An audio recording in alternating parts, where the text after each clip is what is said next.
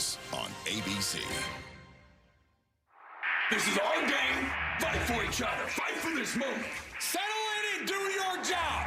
Give me some of that. The atmosphere here is different. It's going to be crazy on Saturday. Let's go. Give me some of that. Two prideful programs going head-to-head. You're going to have to fight your own fight. 1, 2, 3. Every game that you go into is the biggest game. Time to go eat. We got to bring it to them just like they're going to bring it to us. Give me some of We go out there and play one way in Neyland, and then that's harder for longer. Let's go. 1, 2, 3. For scenery and for energy, it is hard to top Rocky Top. Welcome to Neyland Stadium and to the SEC on ABC.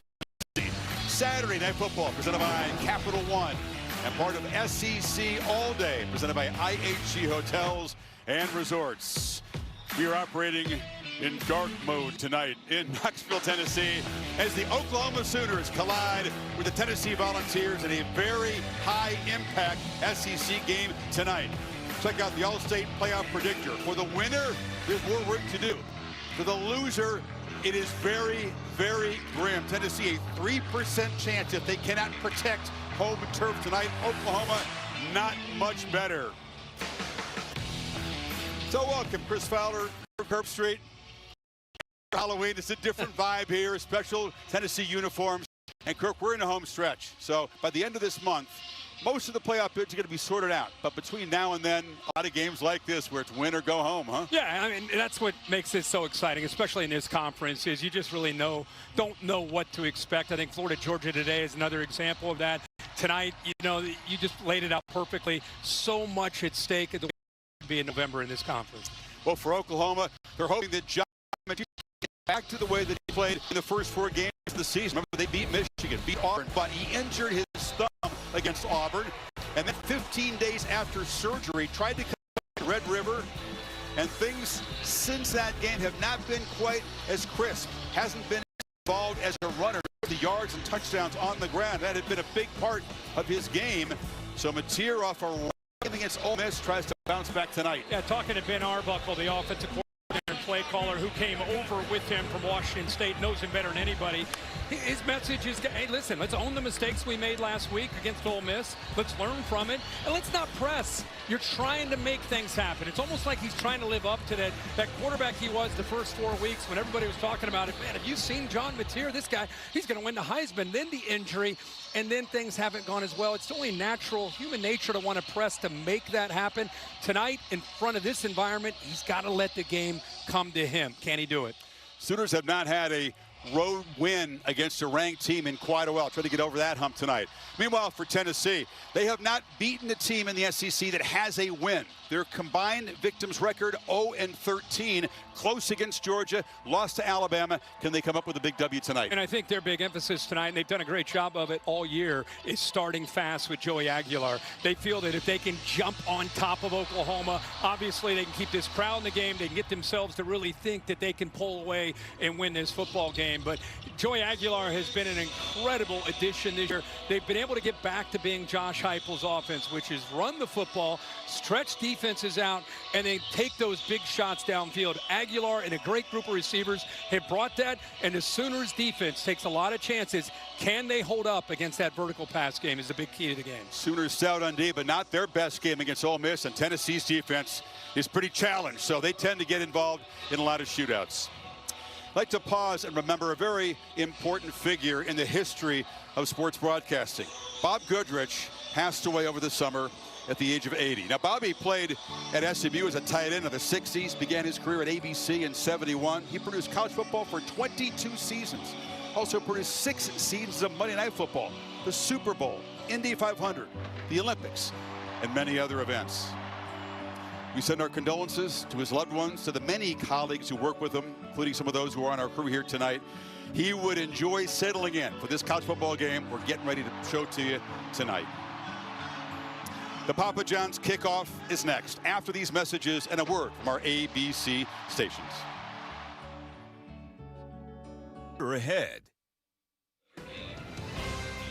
Home stretch, one of the most competitive SEC seasons, Kirk, we've ever seen. Here are the standings. Georgia got to 5-1.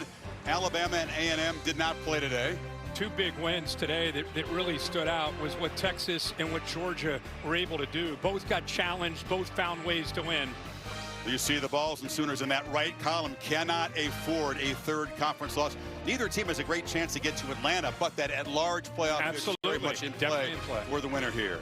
And now the Tennessee Pride of the Southland Marching Band, our national anthem with vocalist Andrew Schoon. Can you see by the dawn's early light what so proudly we hailed at the twilight's last gleaming, whose broad stripes and bright stars through the perilous fight on the ramparts we watched were so gallantly streaming, and the rockets were glad, our bombs bursting in air, yet proof through the night that our flag was still there. Oh, say does the star-spangled banner yet wave o'er the land of the free and the home of the brave?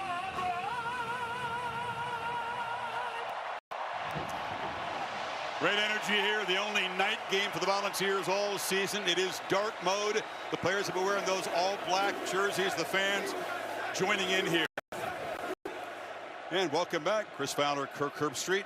Well, it is a special setting here. I think we've talked about how crazy this stretch run is, and you talked briefly about that Texas Vanderbilt game. That was a crazy finish. It appeared that Texas would have things under control. First play of the game, Manning to Wingo, 75-yard house goal. It seemed like they had things under control until they didn't. Yeah, Arch Manning, what a way to set the tone with all the hype and build-up.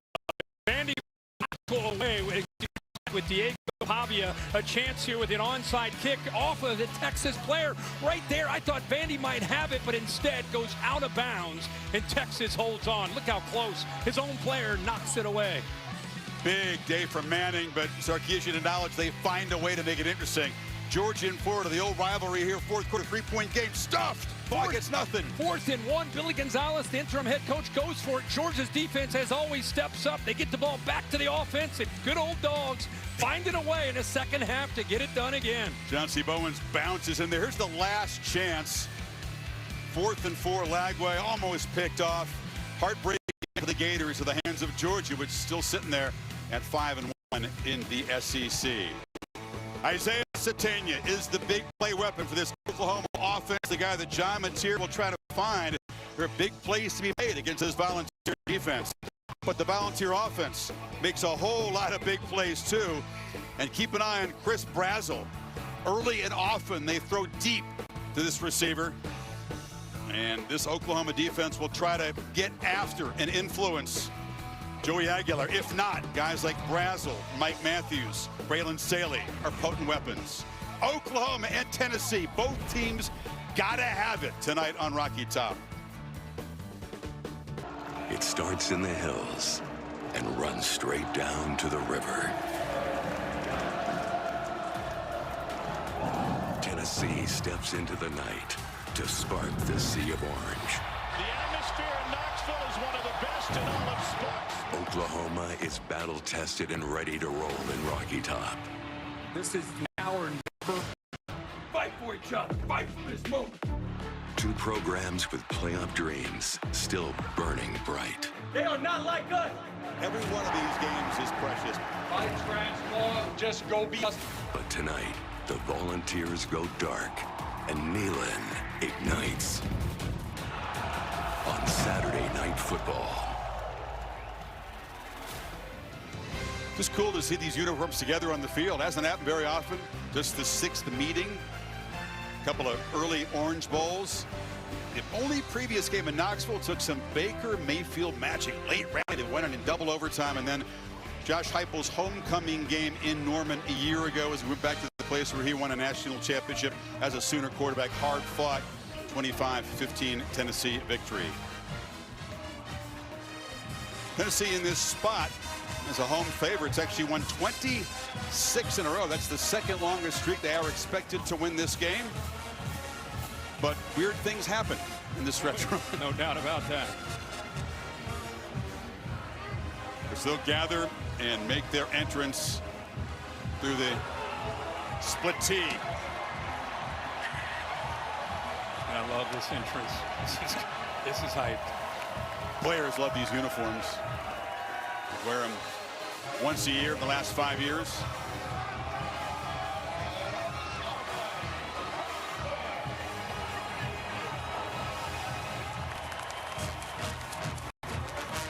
One of the biggest and loudest palaces in college football.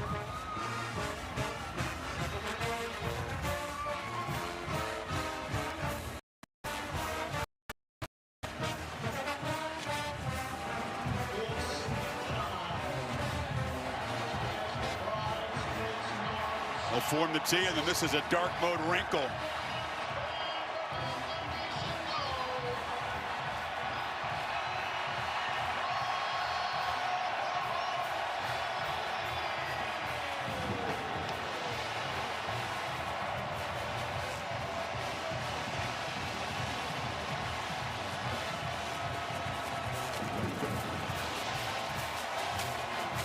For Venables and for all the Sooners, first time experiencing this particular atmosphere. They're used to big game vibes. They're walking into a place that is highly energized tonight.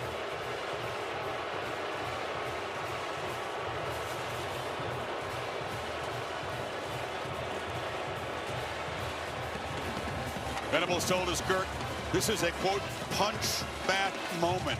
Punching back after the loss to Ole Miss, and he loves the fact that his team's got to come into all of this tonight. Well, great teams welcome this challenge. You find out what you're made out of tonight if you're Oklahoma. You've been tested, but this is the biggest test you've had all year. Venables' defense last year did a great job against the then potent Heupel running game. Better than anybody else stopped them, but it was turnovers that undid them. Nico Iamaleava came up with some big throws. Tennessee was in command. Michael Hawkins came in and tried to spark things. Jackson Arnold got lifted. In the end, it was a 10-point win for Heupel and a sweet moment in the locker room. OU defense, Kurt, allowing 240, tops in the SEC. Tennessee, against lesser competition, has been electric. Can they get it done tonight against the toughest defense they have faced? Down to Holly Rowe. Well, guys, both quarterbacks have to be at their best tonight. For Oklahoma, John Mateer got off to the hottest start of just about any quarterback in the country in the first 4 weeks. But after breaking his hand, having surgery, he hasn't quite been the same. We talked to him on Wednesday, and he promised me that his throwing hand was not impacting his throws. But we did see him high-five a fan coming in, and he winces a little bit. Maybe the fan's just a little squeeze there. But he did say that he's not impacted by that. We talked to him about his mechanics, and his mechanics were drifting, not accurate in the pocket, and that's what he's really trying to correct today. And for Tennessee, Joey Aguilar has been terrific. He's the SEC in most of the offensive categories. He told me that he's very aware this is the SEC's top defense. He said that he's got to be really smart in the pocket, too, because he's got to move where the pressure is not coming from, be able to read and react to this Brent Venables defensive front that brings pressure from crazy places. He said his manipulation of the pocket will be the key for him tonight. We'll see Aguilar in the Vols offense first. Oklahoma won and deferred.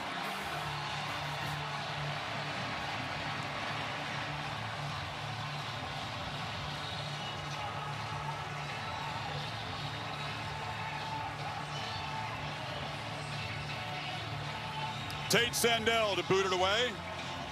Peyton Lewis, part of the Vols running back rotation, back deep.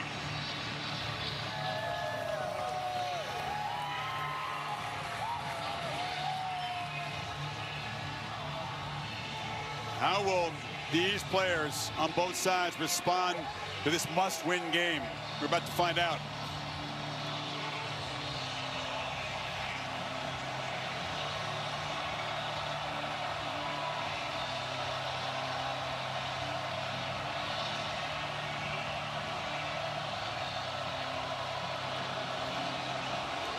And And the lefty Sandell boots it short enough to be returned. And he'll call a fair catch. And here comes Joey Aguilar, well-traveled, just a tough, resilient guy. Diablo Valley Junior College was near his home in the Bay Area. Appalachian State had to go and fight for the job. Very productive couple of years there. Transfers to UCLA, but then Iamale Ava transfers from Tennessee to UCLA. It's kind of a de facto quarterback trade, and I think the Vols fans are very happy to have this guy here. Well, the odds of landing a quarterback can be this effective in April in the portal. Very, very challenging. Obviously, he was available with Nico going out to UCLA. He decided to leave, and he has been sensational, adding to this run game the vertical pass. Tennessee, a very fast starting offense, fastest in the country. On the first play, ball comes out. Just came out of Aguilar's hand as his hand went forward. No signal of incomplete. That's going to be a fumble they recover, near disaster. The ball came out of his hand. His arm was coming forward. We're going to get Bill involved here on the first play of the game. Bill, what do you think of this? It goes backwards. Maybe it doesn't even matter. The ball looks like it goes backwards. That's a fumble. Yeah, if it goes backwards, it's a fumble. Yep. Get so focused on thinking about his hand and his arm coming forward. That's a lateral.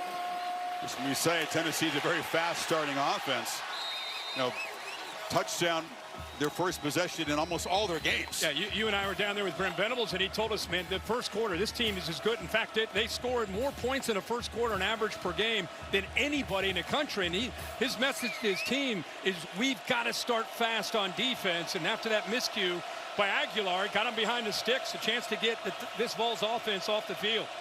See if they bring pressure on this 3rd and 15. They do. Aguilar hit as he throws, and it's way over the head of Miles Kitzelman. Pressure did come from Robert Spears-Jennings. There is a flag down. It's in the secondary. I think that defensive holding here on the Sooners. Defense number 4. Ball be placed in the spot of the foul because of all that first down. That's the freshman Cortland Guillory. That is an absolute bailout for this Tennessee offense. It really is. I mean, they had the pressure. There's some contact there, but then he grabs a hold of the jersey at the top of the route. But that was a very physical route by the big tight end. He's 6'5", 255 pounds. Ran right into Guillory. He just kind of held on there initially, but I think grabbing the jersey at the top is what brought the call. Giving away 70 pounds in that matchup. Aguilar downfield, and it's bobbled and incomplete. Guillory again was in coverage against Chris Brazel, a big play weapon for this offense. This kid Guillory is going to be a superstar. Watch him on the far right. He's matched up against Brazel, 6'5" as a receiver. He just went against a tight end. Again, as a young corner, the fact he's able to give him that cushion, has confidence in his speed, most importantly had eyes on the football to be able to break on it. And there's a ball. Brazel's got it. And it's a first down out across the 45. They pick up 17. Great job giving him time. He was able to navigate the safety who had cheated down Robert Spears-Jennings, kind of used his eyes to move him outside, and then made a great throw. Quick timeout taken by Venables on defense here as the Volunteers are throwing punches early. Yeah, and watch this read here. He's just going to watch this is the safety I'm talking about, who he's reading, Spears-Jennings. Watch how he kind of cheats down. He's going to move him to the outside, and there's the opening right there. He had to respect the tight end, and they stretch you so far horizontally that they create those seams into the teeth of the defense. And boy, it devolves. This game started so fast with that looked like, the fumble, and they get him behind the sticks, and it looks like they get him off the field. And then the interference keeps the drive alive. And after 4 plays in a minute and a half, Venables spending an early timeout to try to sort some things out on defense. Yeah, and that's a matchup. Brent Venables, of course, he worked with Josh Heupel when Josh was at Oklahoma with Bob Stoops then as the head coach. Very familiar with each other. And it'll be a great chess match between those two. Yeah, because of that familiarity. Venables tries something unique, different that he hasn't shown before every time he plays Heupel, and Josh will bring a bag of tricks that he hasn't shown before too. Pitch to the end, and this is Mike Matthews. Matthews is free. Matthews deep into Oklahoma territory. So already you see Matthews and Brazel, the two weapons out wide, getting involved. Yeah, and a great block that time by Staley up front. Again, they stretch you. They're going to make you respect the perimeter of their offense. Quick throws like that, you better be ready to tackle in space. You got 37 on that play, and now Deshaun Bishop tries the left side. Yeah, 121 to 38. That's how Tennessee is outscoring opponents in the first quarter. Yeah, and when you play them in Knoxville, obviously that's how they keep this crowd in. They get makes it that much more challenging with these fast starts. OU's has been a fast starting defense. They've only allowed all season 15 points in the first quarter. Flag down, Aguilar from the pocket, crossing route, wide open is Kitzelman, who walks into the end zone, but that flag right at the line of scrimmage. I think Tennessee's receivers, I don't know if they were set on the left side, but looking over to the sideline, the ball was snapped. They didn't have their feet set. This should come back. Formation, offense. Number 14 did not have his shoulders parallel with line of scrimmage, therefore he's not a lineman. 5-yard penalty, repeat second down. Yeah, Braylon Staley, the slot receiver. They move him all over the place. They do. Yeah, Staley and also Matthews. You'll see them both to the left. You see them here and here. Watch them turn. They're getting a call from the sideline. By the time they turn around, the ball is snapped and they're not set. So Oklahoma catches a break there. You don't hear that description often. His shoulders were not parallel to the line of scrimmage. The snap. That's how fast things are happening here. Play 7 of this opening drive. 2nd and 15. Bishop has a crease, cuts back, and weaves his way for a 1st and goal. Deshaun Bishop rips off 16 yards. It all starts with their running game. We get so enamored with the passing game, and Josh Heupel, they stretch you out. At the end of the day, they have to be able to establish the run game. And that time they got a great block by Staley to open that one up. Bishop's got it again, and he runs right into heavy traffic. Got in a bear hug with Dominic Williams. Owen Heineke was there to help. And a lot of moving and slanting up front for this defensive line. And that time Williams just jumped around a blocker and is able to be right there in the hole. So it's going to be a game of momentum and a game of speed for both of these offenses. Which defense can handle these body blows and the adversity that they face? Tennessee with a 2 tight end set. They don't do it that often. They're 2nd and goal. Interesting looking backfield. Both tight ends in there along with Bishop, and they throw it across the middle. Caught for a touchdown by Braylon Staley. Ball strike quickly again.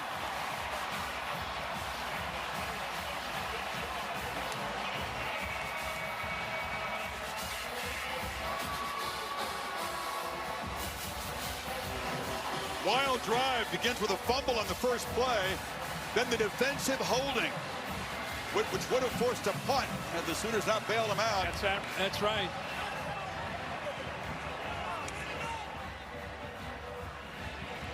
Max Gilbert.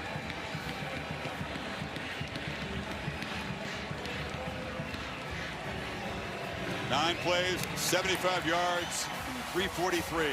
Chris, I think this formation that you mentioned and referred to really impacted what the defense is looking at, because if you look at his safety, I think he's really impacted by that. He's expecting a run. See how he cheats up? That's the read for Aguilar. If he comes down, get it over top. So only Alabama has stopped Tennessee from scoring on the Vols' first possession of the game.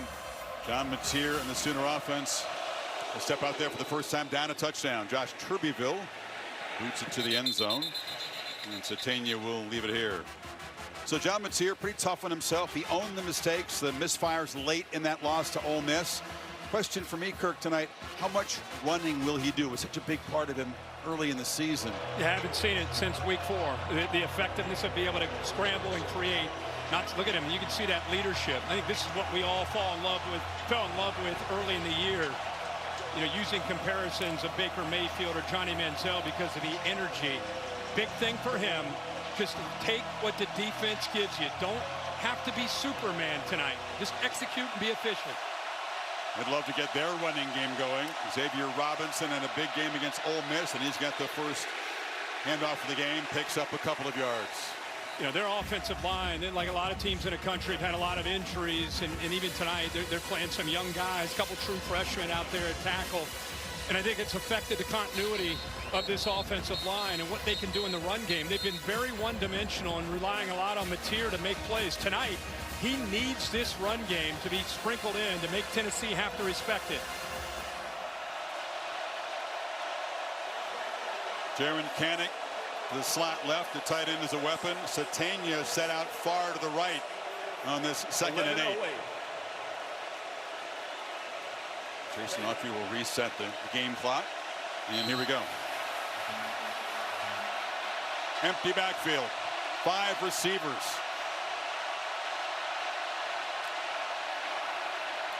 It's here out quickly. Deion Burks makes the catch. He's going to be stopped just short of the marker. They're going to move it. Actually, they're going to spot it up at the 35, and it is a first down.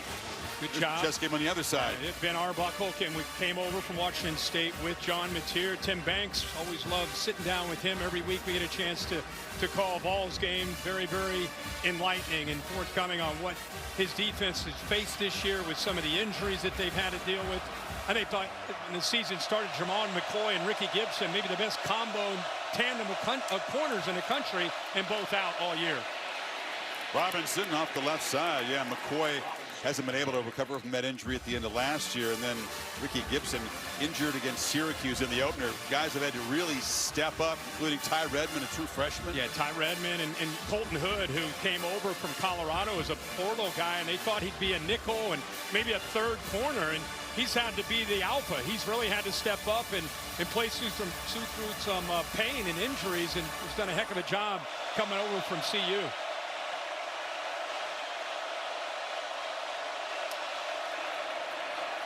They fake it to Robinson on the slant. It's a misfire. That was Giovanni Gibson. He was well covered by Redmond, the freshman. 3rd and 6. It's much as we're talking about the corners and the injuries, Tennessee still will play man-to-man. They still will put these corners on islands and challenge it. That's a true freshman. You see a freshman on the other side playing for Oklahoma, and Guillory wearing that same jersey, number 4, and Redmond on the other side for the Vols. Getting off the field on 3rd down has not been a strength for this Tennessee defense. They were elite in this area a year ago. It's been a struggle in 25. Best pass rusher right there, Josephs, 19. Mateer tried to navigate the pocket as it was collapsing around him, and it's incomplete. Tried to find Kanak. Andre Turrentine in coverage. Sooners will punt. Now, this is tough because the pocket collapses on him, but watch his feet here. Mateer is an athletic guy, but watch his feet. Slow it down as he releases the ball. He jumps both feet off the ground. It's really hard to get anything on this football. Watch his feet. Both feet in the air to make that throw, and just didn't have enough on it to get the ball there. Grayson Miller in a terrific season punting for Oklahoma to kick it away to Boo Carter. He's set up inside the Tennessee 10.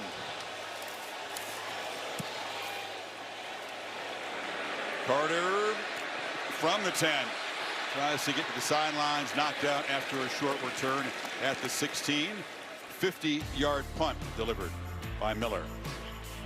So 2nd possession for Joey Aguilar was 75 yards to the house the first time.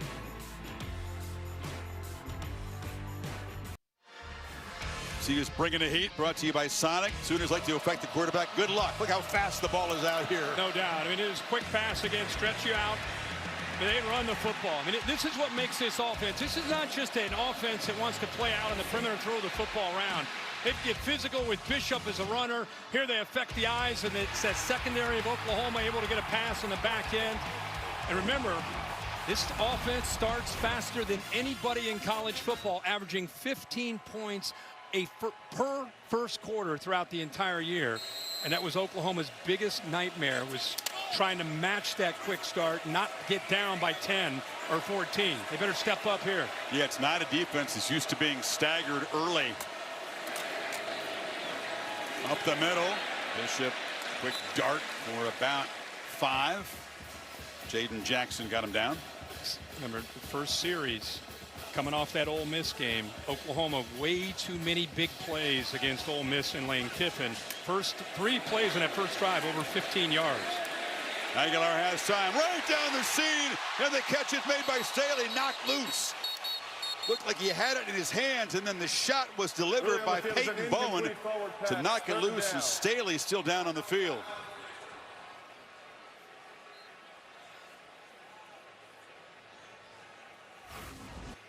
Well, what he saw was safety split, so he had an opening there to be able to take a chance, and then watch the reaction by the safeties. They're beat. He's able to put it right on a line exactly where it needs to be, but both those safeties came in there, Robert Spears-Jennings and Peyton Bowen. I think 22 Bowen ended up separating him from the hit from behind, not in front. I think this hit there, yep, got the ball out. Very close to having the ball long enough for possession, but not quite long enough. Great job by Bowden. That's what his safety loves to make that play, and a clean hit.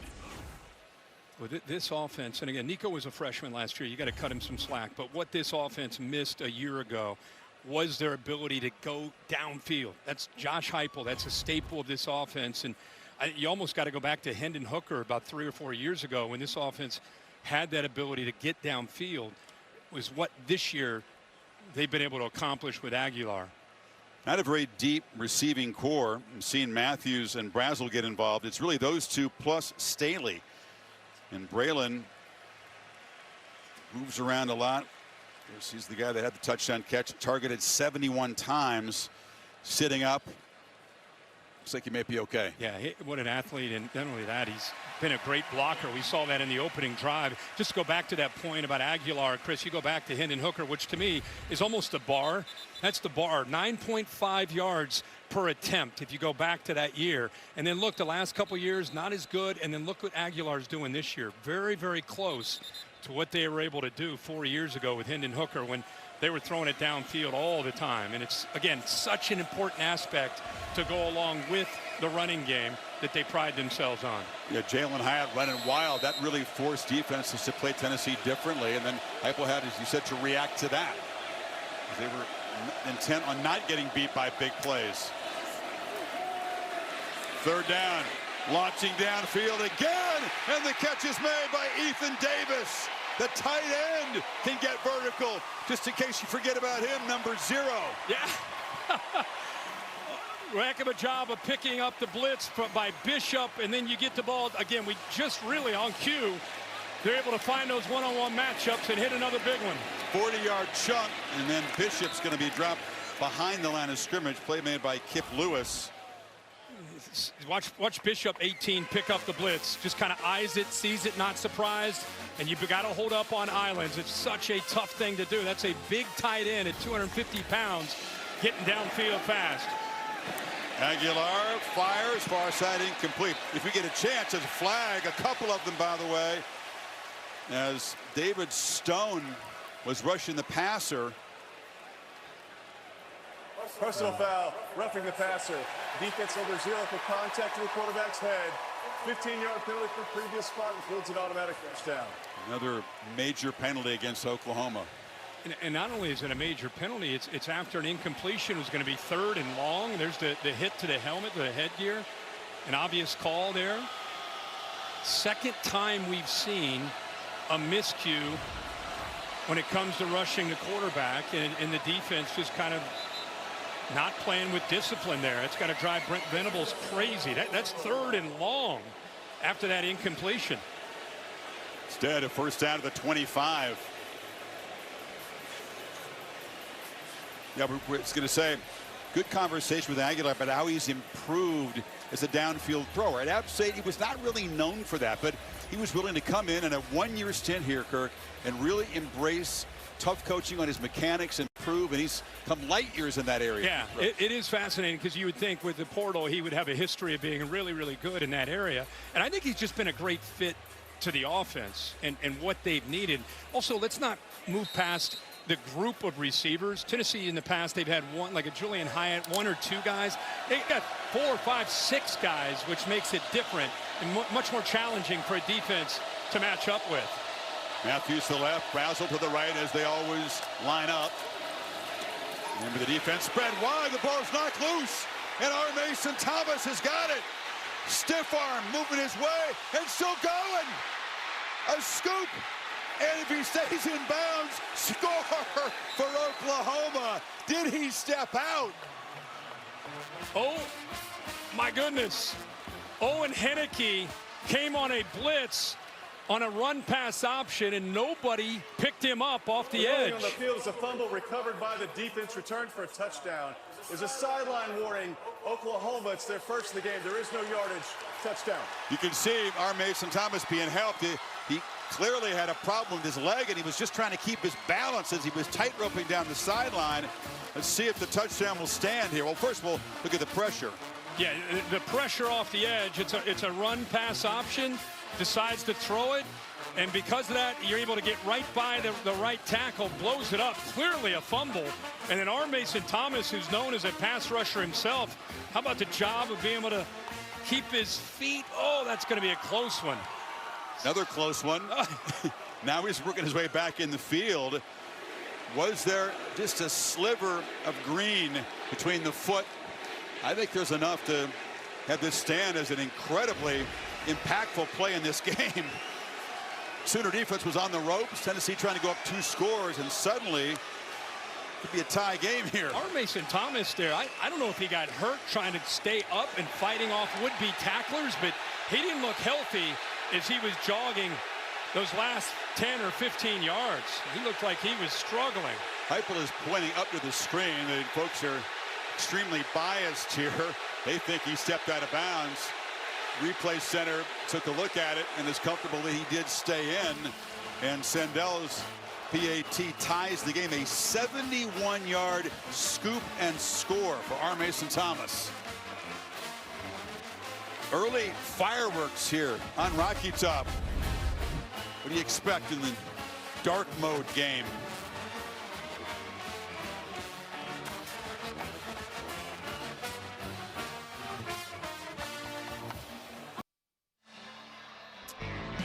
Beautiful night in Knoxville. Aerial coverage brought to you by Goodyear. Tried, tested, proven legendary. So Owen Henneke with the 31st Oklahoma sack of the season. Knocked the ball loose. He's out there covering this kickoff. Scooped up by R. Mason Thomas, and we'll have an update on his health from Holly as he went into the medical tent. Suddenly it's 7-7. And this 14-point swing, Chris, because on this RPO, the safety's right here. He cheats down. That's the read. And once you make that read, you got the slant behind it. If they don't come up with this sack, look at this. That's probably a touchdown right there. Instead, sack, fumble, and you're going the other way. And this is a huge story. R. Mason Thomas, who made a heck of an effort just to stay up. What was that, a 15-yard stiff arm? But at the end of that, he starts to run. Towards the end, you could see him laboring after he comes out of this would-be tackle. He goes down that sideline about 2 or 3 steps later. Boom, right there, it hits him. And we'll have to keep an eye to see if he's able to come back. Star Thomas in a tailback for Tennessee. Picks up a few. Holly, what do you have? Well, guys, R. Mason Thomas is in the injury tent right now. From what I've observed, he's being evaluated for a hamstring injury. You could see him feel it in the middle of that run. Right now, in for him is Taylor Wine, who's been terrific. 9th in the nation in tackles for loss. Sure has, Holly. Number 44 has been very productive. Kind of a co-starter on that side. Aguilar drops it off the middle. This is Thomas out of the backfield, and he's got a first down out across the 35. Henneke made the tackle.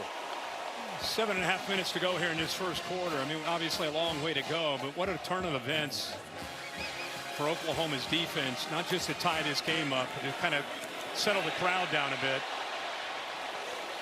Taken off with a stylish slide is Aguilar. Picks up a couple of yards. He is out of the 10 here. Shaking hands, but the hamstring is it's a large muscle, and it's tough to cope with the strain to that area. We'll see if he can tough it out. 5 sacks, a leader of a very hungry defensive group of veterans.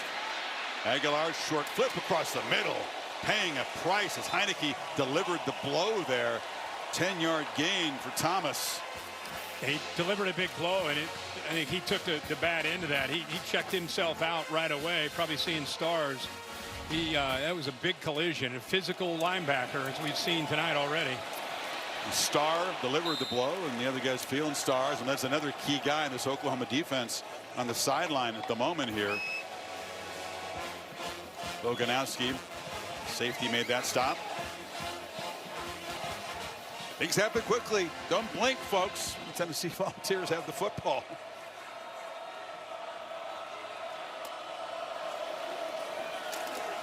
Aguilar across the middle, and the catch is made right near the marker. Staley again, who's back in the game. It's a zone pressure, simulated pressure, where you play zone on the back end, but you bring 6. They did a good job of picking it up and sitting down in the soft spot of the zone, and the crowd reacting to an Oklahoma defender against this tempo going down after the play. Speaking of sitting down, yeah, that's Grayson Halton, the defensive tackle.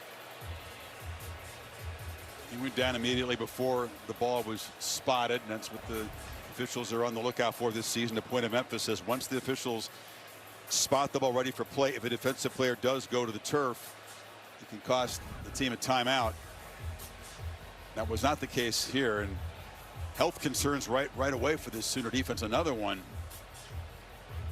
Halton's a guy as an interior lineman that can help out guys like Thomas with the pass rush. Well, they challenge your depth, especially the big men up front, the defensive linemen. Tennessee, Kirk, barely half of the first quarter played, already 145 yards on their 20 offensive plays. Nice run pass mix. Think about that. 20 plays. We have 5:52 to go. I mean, you're on a pace for over 100 plays right now for Tennessee if this keeps up at this pace. Oklahoma's had no defensive answers except for that sack, which resulted in the scoop and score. Oklahoma's had 5 plays.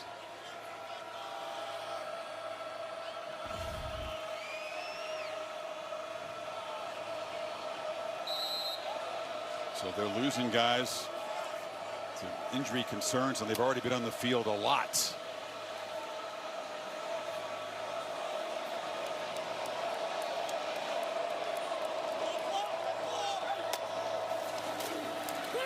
Play fake. Aguilar now checks it down. Hitzelman on the crossing route.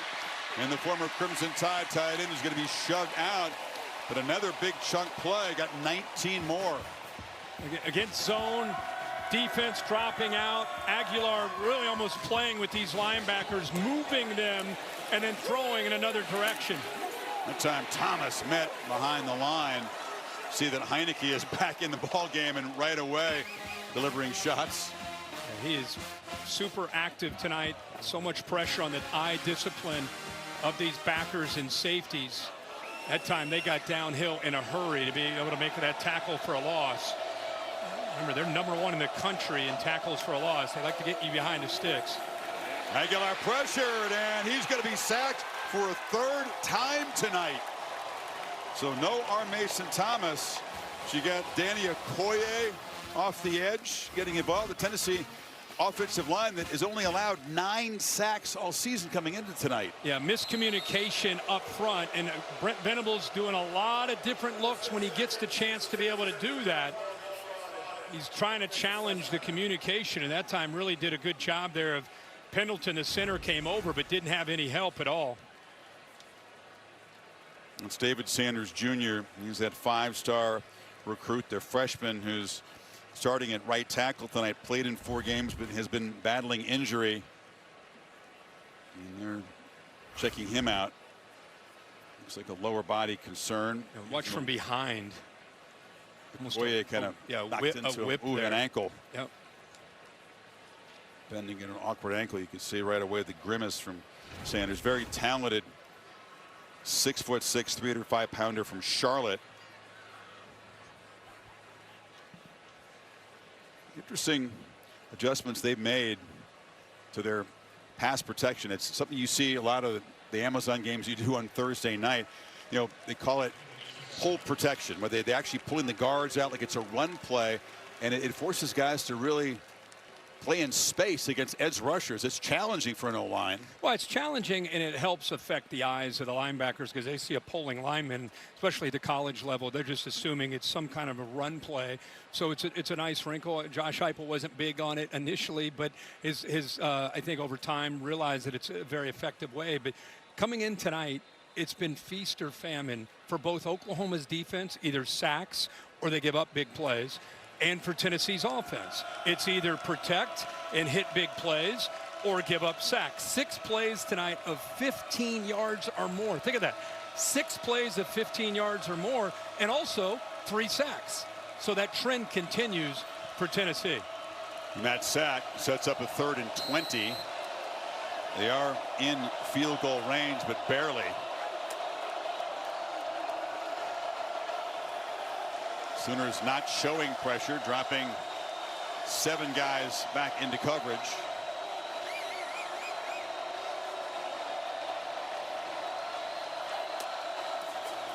Aguilar quickly on the edge. It's Staley, and he's knocked down way short of the first down at the 25. So pass rush impacts that drive, and here comes a field goal team. Just a quick throw, just trying to help their cause there to get a little bit closer to give the field goal a better chance. Max Gilbert, sophomore from Memphis, very solid season, 10 of 12. This from 45.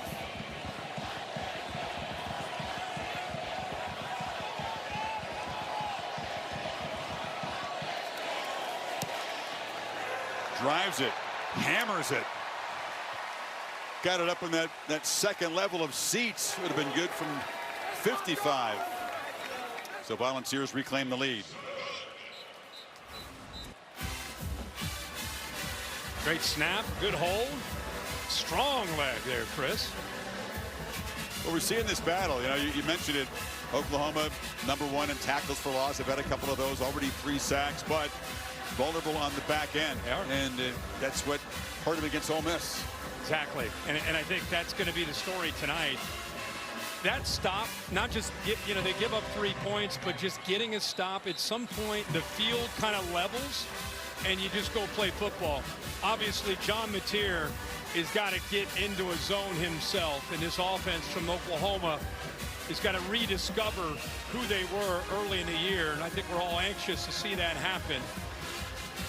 But can they get it going on the road in this environment against this Vols defense? In the 5 plays they have run so far, that's it. Mateer 1 of 3. Xavier Robinson, a couple of short runs. But when you face Tennessee in this building, there is urgency even early just to generate, because you know your defense is going to have a tough time. Week 9 of Monday Night Football.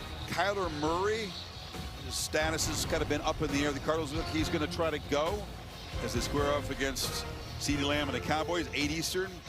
Special guest Charles Barkley will be joining the contingent, and Peyton, of course, here tonight. The Manning cast is over on ESPN2 at 6 Eastern.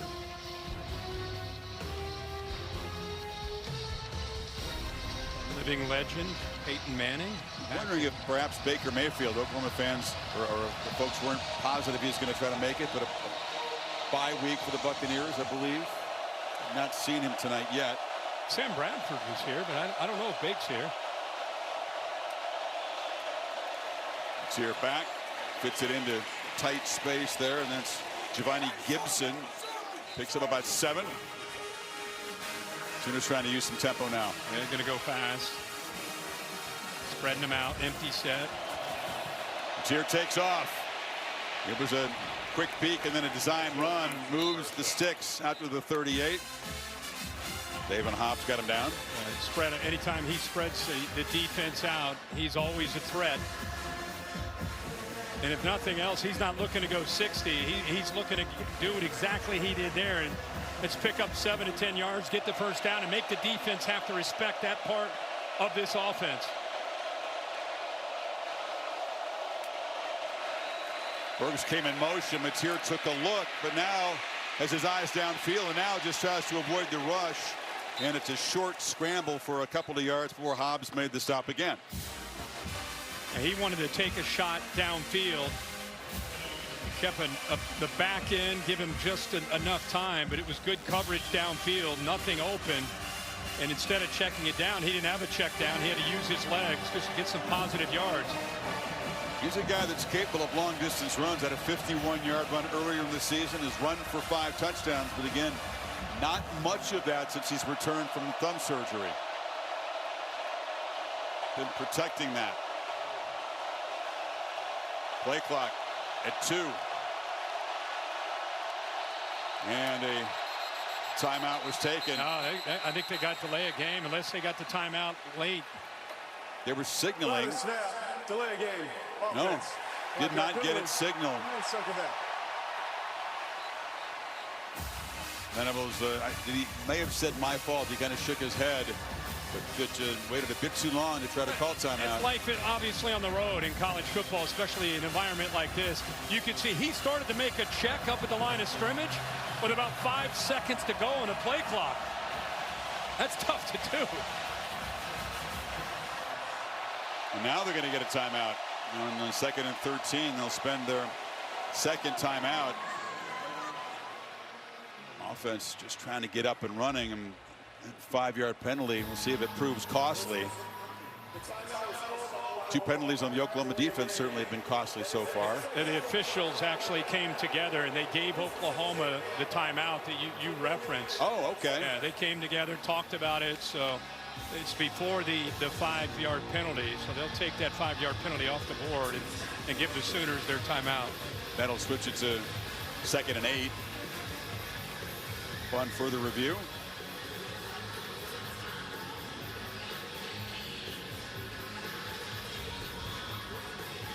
It's life in the SEC. I mean, not they didn't face tough environments in the Big 12. They did, of course, and they got everybody's best shot for decades in that conference. But week in, week out, step into places like this, and it is a serious challenge to operate. You and I did the Michigan game with Holly, our whole crew, and we talked even then about the schedule, the daunting schedule that Oklahoma had. And here we are in the first weekend in November. I feel like this is a fork-in-the-road type of game for Oklahoma. You win in Knoxville, it is a springboard to the rest of your season. And if you fall short tonight with what's still ahead of you, could the wheels potentially fall off? So this is a massive game and a massive opportunity for Brent Venables in Oklahoma. Holly's DB meter way over 100 here.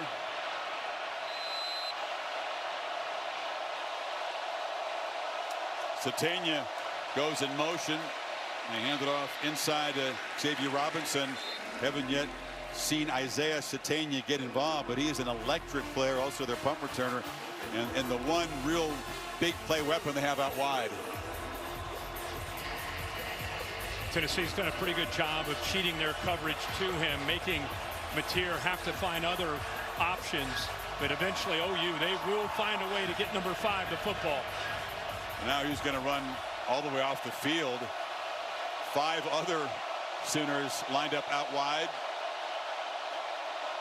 It's Helms, the tight end, who motions back in, and it's a slant batted up in the air and falls to the ground. Dangerous as Edwin Spillman, the middle linebacker, batted the pass up in the air. You have 4 receivers, they motion 1 away, and you got a safety walking out. He starts to cheat in and then ends up blitzing. Tackle does a good job of picking him up, being aware. But that's the one thing with Mateer, not the tallest guy, even a quick throw. Worry about balls being batted down. Good awareness there by Spillman to knock that one down. Redshirt freshman from Nashville, so Miller to punt it away, and Boo Carter again set up inside the 10. Huge 3rd down play off the edge, and now there's a miscommunication on the sidelines. The punt team trying to get somebody on and then off late, and that'll be a 5-yard penalty on the Sooners. One of those procedural penalties, so a couple of those already. The 11th player came on, was not set prior to the snap. It's a 5-yard penalty. Remains 4th down.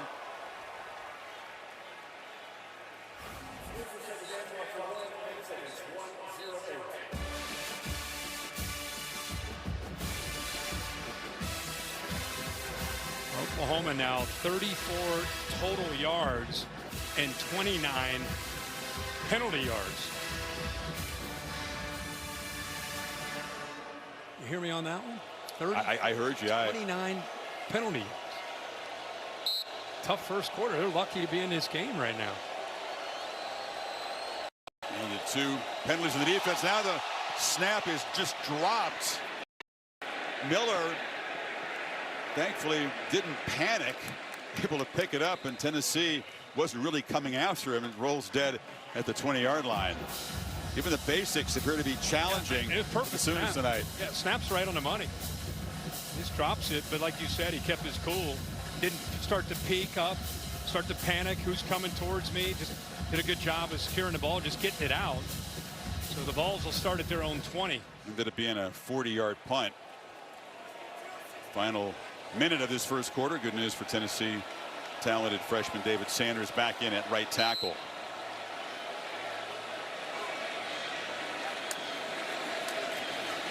Quick flip. And again, that's that tight end Ethan Davis had the big downfield play earlier, stopped after a short gain by Heineke, who was all over the field. Yeah, Kitzelman is the tight end that, you know, is out there when they're not in that 12 personnel with 2 tight ends. But boy, Davis is a good-looking young player. Aguilar keeper dives forward. It's going to be near but short of the marker. Picked up 7. Final 30 seconds. It'll be 3rd and 1. He's a big quarterback, 6'3", 225 pounds, but again, he can run the football, and there he showed it. Hands it off this time. Yeah, Aguilar, powerfully built, lower body. It's the area they wanted to get more involved in his throwing motion. Use those strong legs and drive the ball, and he's one of the adjustments he's made, which has produced a lot of these nice downfield throws. End of a quarter. Tennessee dominant, but just up by 3. Back after this message and a word from your local ABC station. You're watching the SEC on ABC.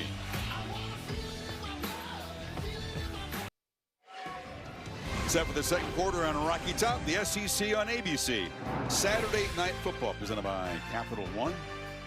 This elimination game de facto for the CFP, as the Volunteers up by a field goal. The offense has been in charge here. 1st and 10 from the 34.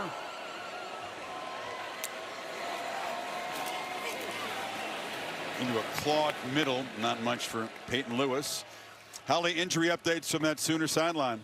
That's right. R. Mason Thomas does not look like he will return to this game right now. He tried to get in a stance and push off, but cannot on that right leg. He's encouraging the guys on the sideline, does not have his helmet. One other note, Kobe McKenzie, their linebacker, who Brent Venables calls the alpha of this team, is not playing. He was questionable on the report. He's in a clean uniform, doesn't have his helmet. I've not seen him play in this game so far. Those are the 2 best defenders. No doubt. That's huge, especially McKenzie just getting him lined up and calming him down. Brazel on the slant, short of the marker. He got hurt early in the game against Ole Miss, and there was a noticeable drop-off. Venables acknowledged that after McKenzie went out of that game. Yeah. I mean, anytime you lose your guys. Lewis, who fights for a first down. Yeah, Brent Venables in his 4th year. Every time we do an Oklahoma game, he talks about 5 or 6 guys on the defensive side, and he talks about what they've been through. And a lot of them, you know, a lot of that has to do with Kobe McKenzie and R. Mason Thomas, and been through the good and bad together. But he says there's an investment. These guys are really a part of their leadership team and guys we can count on. And 2 of those guys now are down for the night, and now you have others you're going to have to step up, like Owen Heineke and Kip Lewis in the middle. Step up against an offense that has been crisp, clicking from the start here tonight. Aguilar 11 for 13 and a touchdown. Has been sacked 3 times. Taken off is Lewis. Barrels forward. Jaden Hardy made the play after a 7-yard gain. Well, that was a tough run, right? I mean, that's if 3 backs. Bishop is known for being the most physical, but Lewis that time lowered his shoulder, had no problem just running right over top of the safety there. He's a sprinter who's run a 10-500, but has a lot of power and isn't afraid to lower the shoulder. Matthews running free. Another big chunk play for this Volunteer pass game. First down inside the 25. Got 24 that time. Just going back to our point about McKenzie not being out there, this defense in that second and third level looks lost right now. Eyes in the backfield, not really communicating, open receivers everywhere. It's happening really quickly. Of course, they like to play that chess game. Venables looks over, tries to figure out what the other offense is doing, and he's usually pretty elite at that, and then signal in. But they're not able to do that with the tempo. Now, the tempo makes it tough. Obviously, it's been a big thing last week. Lane Kiffin and Josh Heupel knows how Brent Venables likes to call defenses, and they just made wholesale changes, brought 4 or 5 guys off the sideline into this defense, just trying to stay fresh, trying to hold up against the tempo of the balls. The 34th play coming up already. It's incredible. Another run up the middle for Lewis. 34 plays, and we played not even 19 minutes. And the wear and tear on that physically, and as the game goes on, we're going to keep a close eye on the line of scrimmage. I mean, the only way you could stop these guys is if you have defensive linemen that can win against a run game, get off blocks and be physical. And the more snaps you have to deal with and the more tempo you deal with, the more those 300-pounders get tired, and the easier it becomes for Heupel and the Vols to run the football. Sooners trying to force a field goal attempt here. 3rd and 6. Pressure comes. Aguilar to the end zone. Brazel tried to make a one-handed catch, but he was well covered by Guillory, and it's 4th down. The way they've been executing, I mean, Brazel's a great player. It's a good matchup against a freshman. He's out of bounds, even if he's able to make that catch. I thought Guillory did a pretty good job with kind of bodying them, but kind of a low percentage, 50-50 ball there with all the great execution on the underneath throws and the crossers. That time took a shot, and Oklahoma very fortunate to get off the field. Feels like it's a win anytime this Oklahoma defense can keep the balls out of the end zone. Here's Gilbert from 37, and they come up empty. He missed it. Wow. Hooked it wide left. So an 11-play drive for Tennessee produces nothing, and it's still just a 3-point game. Now, can the Oklahoma offense get going? Reliable kicker hooked it, but Mateer and the Sooners, nothing doing so far in Rocky Top. Can that change?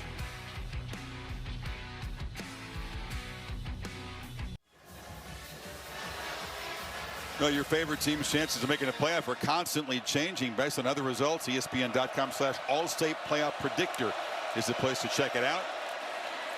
And up on the inside there, Robinson stopped. Of course, Tuesday, the first CFP rankings come out, and they'll replace the AP poll.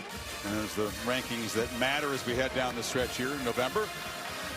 Oklahoma's offense has got to get going. This is a Tennessee defense that has really struggled to stop just about everybody this year. A huge step back from last year's elite defense. And Oklahoma has done very little with their first 11 plays, 36 total yards. It's Robinson who comes in motion. Mateer steps up, escapes a lot of space. Mateer weaves his way for their biggest play tonight by far, out to the 45, a 22-yard scramble. You get motion, which gives you an indicator of man to man. Now you got a linebacker blitz, and then look at all that grass. Good job of being able to pull out of that potential, bring that sack by West, and then big yards with that blitz. Mateer steps up and almost intercepted through a little dart that bounced off the hands of Robinson, and then Jaden Perlott had a chance at the pick. Yeah, maybe I'm just off. Maybe this is part of it. Quarterbacks today with quarterback gurus and coaches, that maybe they throw different ways. Watch my man again with jumping in the air, both feet off the ground, and throwing the football. It must just be maybe it's something he's comfortable in doing. The second time we've seen that from him. I don't recall, when we've called 2 of their games before, him elevating into the air with both feet and throwing the football. Feet planted for this long throw to the sideline to Gibson, and a flag comes in. The tackle by Redmond, and a couple of flags along that Tennessee bench. That's got to be on Perlotti, right? 27 coming in there late. After the play, still foul. Late hit out of bounds, defense number 27.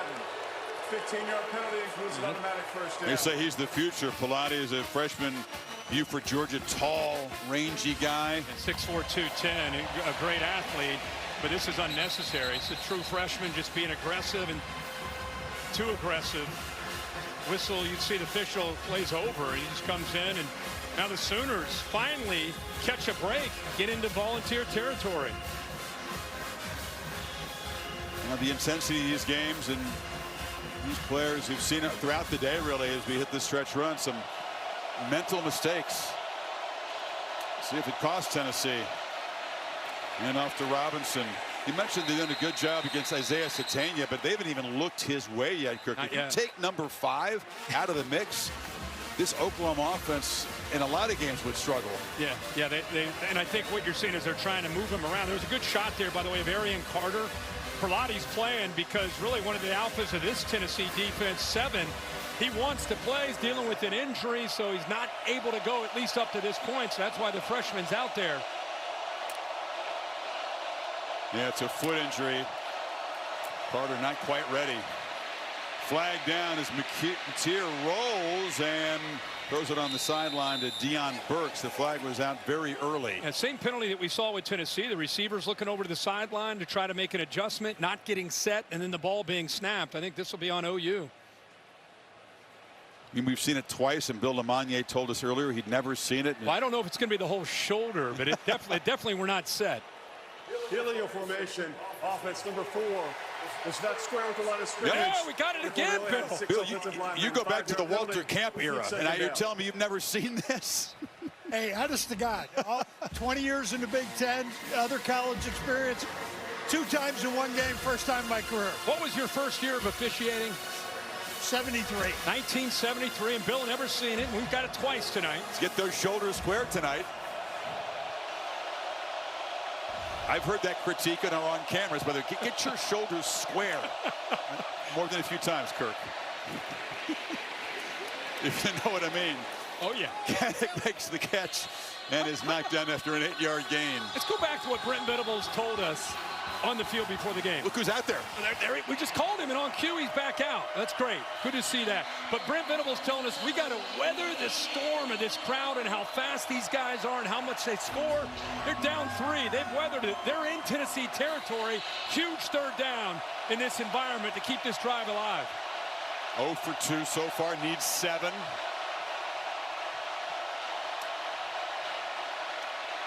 Fouls being pressure. Matier looking for somebody. Escapes, is knocked down. He's going to pick up a yard. Flag is out. Tyree Weathersby hammered the quarterback. Short sack, and it's 4th down. A holding call.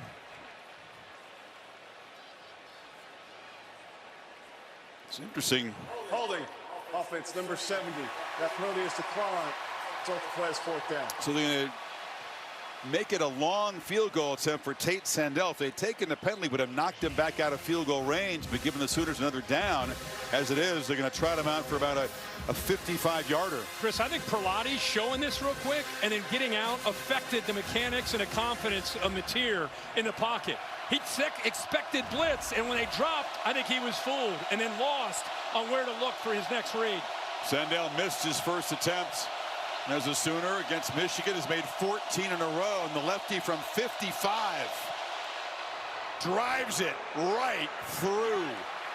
What an addition Tate Sandell has been. Sooners have a kicker. We got a tie game. And then he mean-mugged. You don't see that from a kicker. He's down there talking a little trash after 55 here in Knoxville. I don't blame him. This is a beautifully struck kick. Oklahoma takes it 43 yards. We're helped out by the penalty in that drive. We're dead even midway second.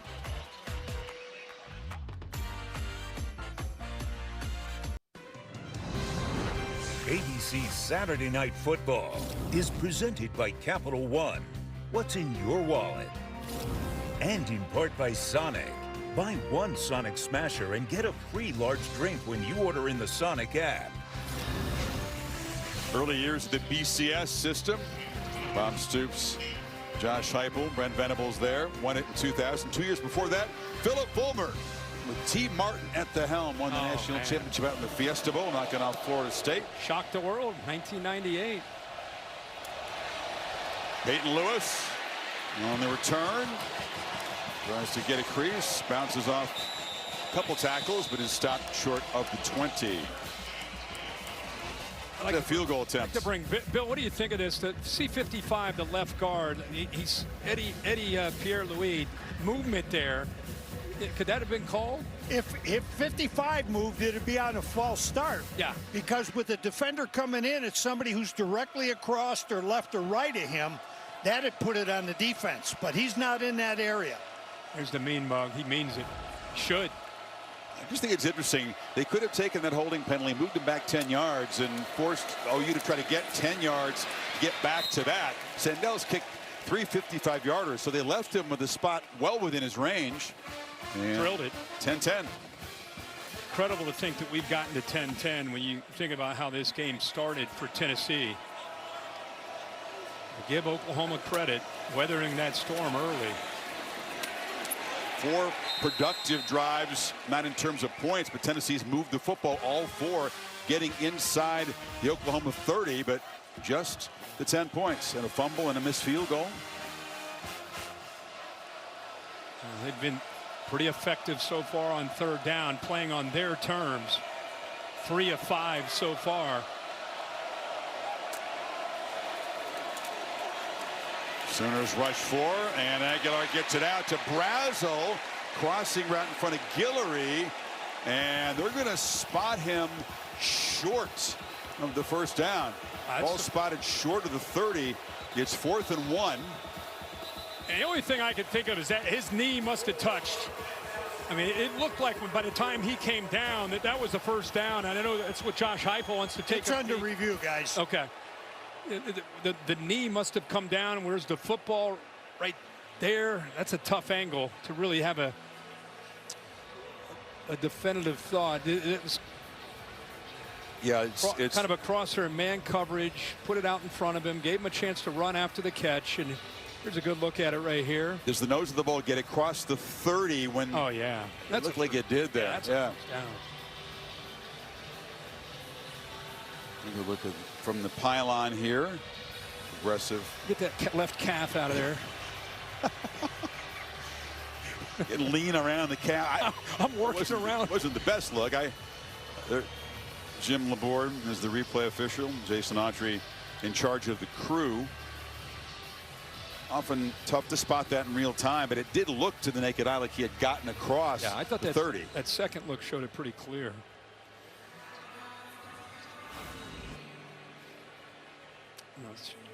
Watch the knee right there.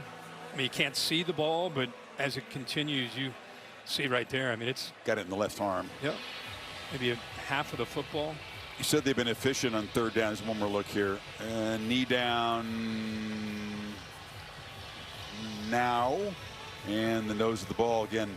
It's not exactly down the line, but I think they're going to spot this up, and it'll be a first down. That's a tough play to stop. Guillory was given chase, but Brazel always lines up on the right, comes sprinting across the field on the crosser, and the ball precisely thrown. Tough to defend. Oh, really tough. And Guillory's having a pretty good night. You know, the young freshman. He's grown up a lot this year with all the reps that he's had a chance to play.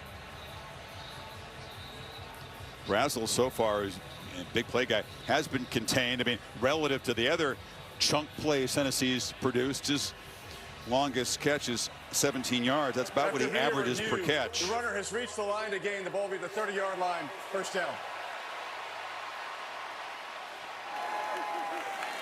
Brazel, Matthews, and Braylon Staley, as you said, pick your poison. All 3 of those guys very, very tough to cover. Yeah, I really, it's been a fun group to watch this year and see them grow around Aguilar. Like we talked about earlier, it's not just one guy or 2 guys. And he's throwing the tight ends with Kitzelman and Davis coming out, and the backs that they have. It's a heck of a group they put together this year. No other team has 3 guys with 500+ receiving yards, and Tennessee's got 3 with 600+. So first down. Bishop's got it. Tries the middle and picks up just a couple. And you know what's great about that, when you have, like last week, they had 3 receivers, all the 3 of them over 100 yards. And what's great about that for Josh Heupel is you don't have to force it to one guy. I mean, the ball goes based on the read. It could go anywhere. Where's he going to go this time? Down the field. Matthews tried to fight back and make a diving catch. Couldn't quite get there. Jacoby Johnson in coverage, and Matthews slow to get up. Appears to be in pain. He's pointing to his midsection. Jesse Perry, by the way, right guard for Tennessee, also down. So the athletic trainers spread out here as they look at the receiver and the offensive lineman. Looks like he may have landed on the ball. No. We'll step aside with these multiple injuries are examined. Both Venables and Heupel support ESPN's Youth Sports Initiative, Take Back Sports. Kind of a disturbing study to some of us. 38% of 6 to 12-year-olds, that's it, playing sports on a regular basis. Many of them quit by age 11. TakeBackSports.org is the place for tips and resources that help your kids enjoy youth sports. We're going to change that trend. So much to learn from being involved in team sports. So many life lessons.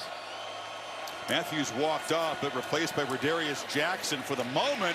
Meanwhile, they go to the right side, and Brazill makes a sliding catch out near the 45. Got a dozen. Aguilar really doing a nice job of seeing the field. And when Oklahoma is playing zone, these receivers are finding the soft spot, and he's had just enough time to be able to move some of these safeties. Again, kind of manipulating the coverage and making good throws. Bishop tries to bounce it. He's going to be swallowed up by Owen Heineke tonight, who has stepped up. You know, McKenzie's out of the game. You've seen R. Mason Thomas. Heineke was out briefly, but he's been all over the place. Sooners. Watch this job here, and it allows Heineke to be able to finish. But R. Mason Thomas is down, so you need Taylor Wine to be able to step up and win like that to be able to defend this run game. Let Heineke clean it up.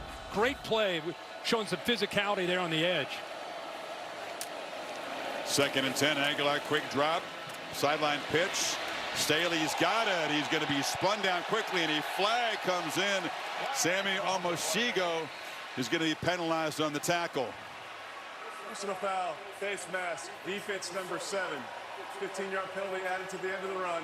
Influence of automatic first down. This is another major penalty in this OU defense. This was an obvious one.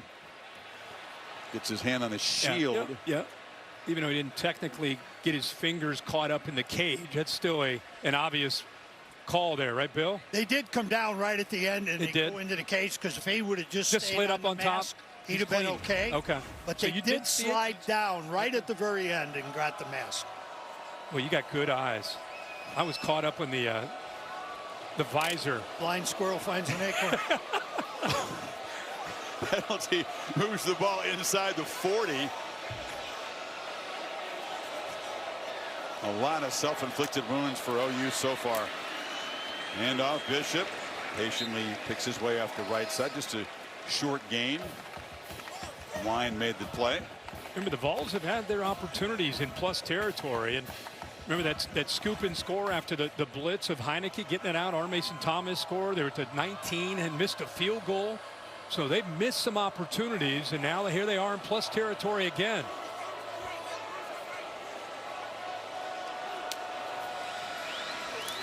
Play fake. Aguilar launches down the middle of the end zone, and it's intercepted. Coming across was Peyton Bowen, the safety, trying to make another big play for Oklahoma on a return. He's going to be brought down at the 41. Aguilar a little bit greedy, threw in the double coverage. Yeah, I think that's a perfectly stated comment, Chris, because he sees the safety, but it really wonder for him to float this up like that. He just doesn't really take this safety into consideration. The AT&T connected clicker really shows you here, and it allows the safety to just come over. He floated that, the first mistake we've really seen from Aguilar, where he floats the deep ball and allows the safety Bowen to come over, and he's too athletic, too natural of an instinct of safety to be able to float it up like that. So good play and another missed opportunity for the Vols in plus territory, and the Sooners defense gets off the field. Remember, turnover margin has been a major problem for the Sooners, and right now they're +2. 7th pick for Aguilar, but they've been some costly ones this season. And now Mateer trying to create. Long throw is incomplete. Had a couple of interceptions in the loss here. The Georgia had that 99-yard pick six by Alabama, biggest play of that game. So in general, he's kind of kept the picks under control, but when he's thrown them, they've been damaging. Yeah. It's really been. If I'm a Tennessee fan, obviously, or a player, more importantly, you're frustrated because you've been able to dominate this game and control it, but missing out on opportunities in plus territory has given the Sooners life. The Satania comes in motion. They don't give it to him. Matier weaves his way, and the dynamic receiver still waiting for his first touch tonight. Quarterback did pick up 7. Yeah, but by using him there almost as a decoy, they're able to pick up some good yards. There's West, who's down. Tyree West, the defensive end.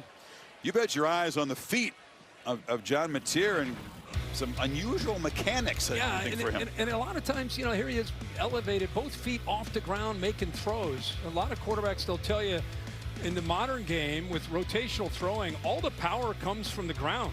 Your feet are into the ground, whether you're a golfer or a baseball player in the batter's box. You create that torque and that power and the rotation from the ground up. And tonight he's been a little jittery, jumping around back there in the backfield. Meanwhile, the Sooner defense, too, desperately needed takeaways. They've been a problem. They only had 4 takeaways all season coming in. 2 of those, by the way, were against Kent State. 1 was a pick on a fake punt. So the defense has really had a problem taking the ball away. And without those 2 takeaways tonight, this game will be out of hand. Yeah, just missed opportunities, and also the Sooners doing what they need to do defensively.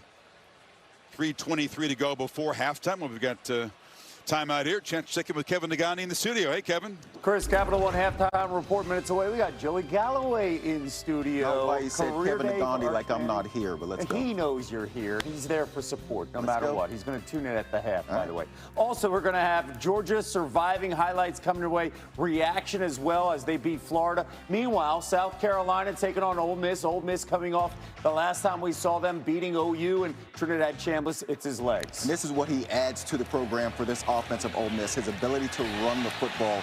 Big play, but we've seen South Carolina playing close games. They took Alabama to the end just last week. It's close right now on ESPN. 17-14 Ole Miss in the third quarter. Chris, back to you and Kirk.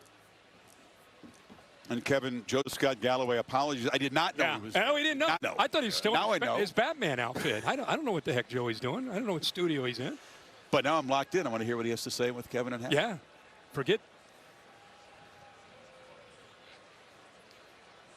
For the athletic training staffs for both teams, especially lately Tennessee, have been really busy. Yeah, there's a collision there between 2 volunteer players. West went down hard. He just slammed in to his teammate there.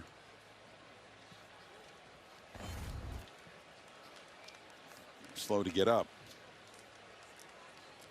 Ben Bolton, the linebacker that West collided with. Guys flying around and converging in the ball carrier. Able to slowly walk up. They'll no doubt take a close look at him when he gets to the sidelines. Mandatory that they stop and check him out when it's an apparent head injury. So it's a 3rd and 3 for Oklahoma. Sooners are yet to convert a 3rd down. 0 for 3 tonight. Total yards 249 to 74.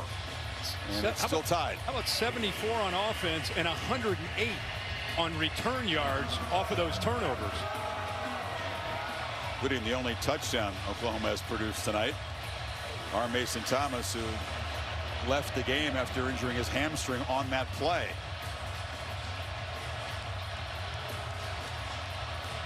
Empty it out. Always a threat to run the ball if he gets the numbers right.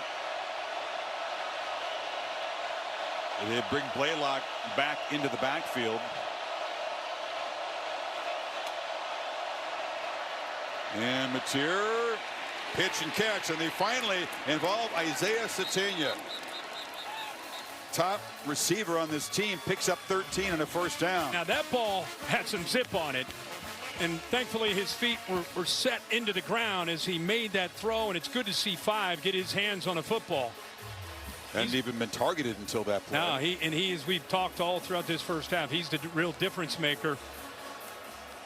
114 yards a catch and comes up big there with their first conversion of a third down. Fourth-year junior, transfer from Arkansas. And off inside, and Blaylock, not much room. Met right at the line of scrimmage by that black-clad Volunteer defense. Let's see if Oklahoma runs another play. If we take it out of the 2-minute timeout here. 2nd and 10. Now they won't have time to get the play off. So Oklahoma in scoring position inside the Tennessee 40, trying to take the lead after a half in which they have been completely outplayed. 2 takeaways have been enormous. 10 apiece at the 2-minute timeout.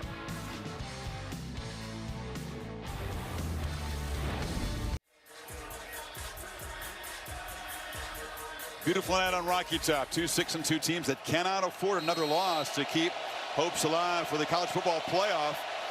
2 minutes in the first half. Sategna's in the backfield, by the way, as Oklahoma lines up on 2nd and 10, trying to take the lead. They pitch it back to Deion Burks in the reverse, and that play produces about 5 yards. We'll set up a 3rd and 5. Yeah, a little wrinkle there. Try to catch the defense's eyes and then come back the other way.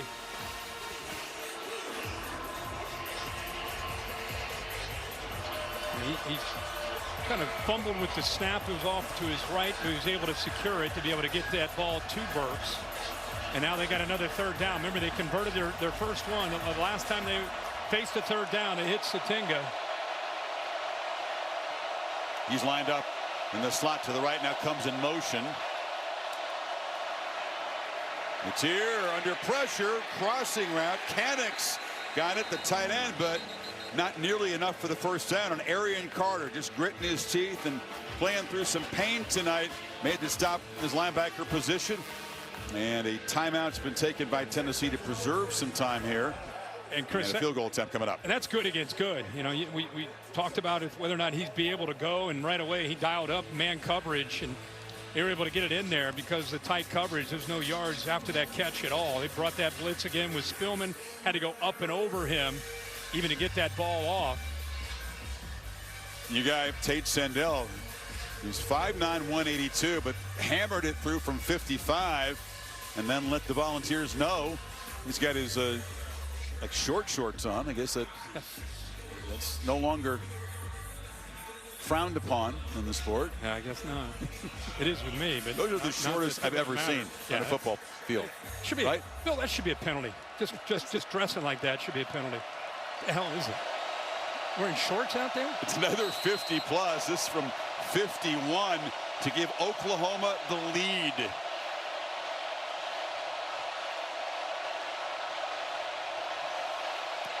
Sandell, short shorts, but not short on distance.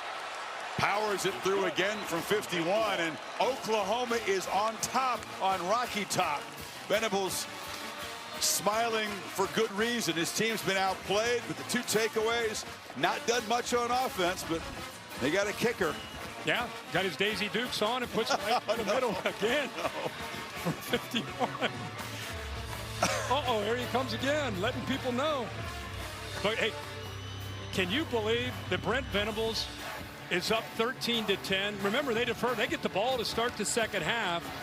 Tennessee's going to look to be able to put some points up on the board here, but if you're just tuning in, or maybe you've been watching the whole game, it's pretty shocking that the Vols do not have a lead, unable to finish off some drives. They had 3 trips inside Oklahoma's 40-yard line, and somehow -7 because of the sack, the scoop, and the score. And we're still going to try to come up with points here to try to maybe tie it up. Of course, he had the scoop and score for 7. That 3 points comes off another takeaway.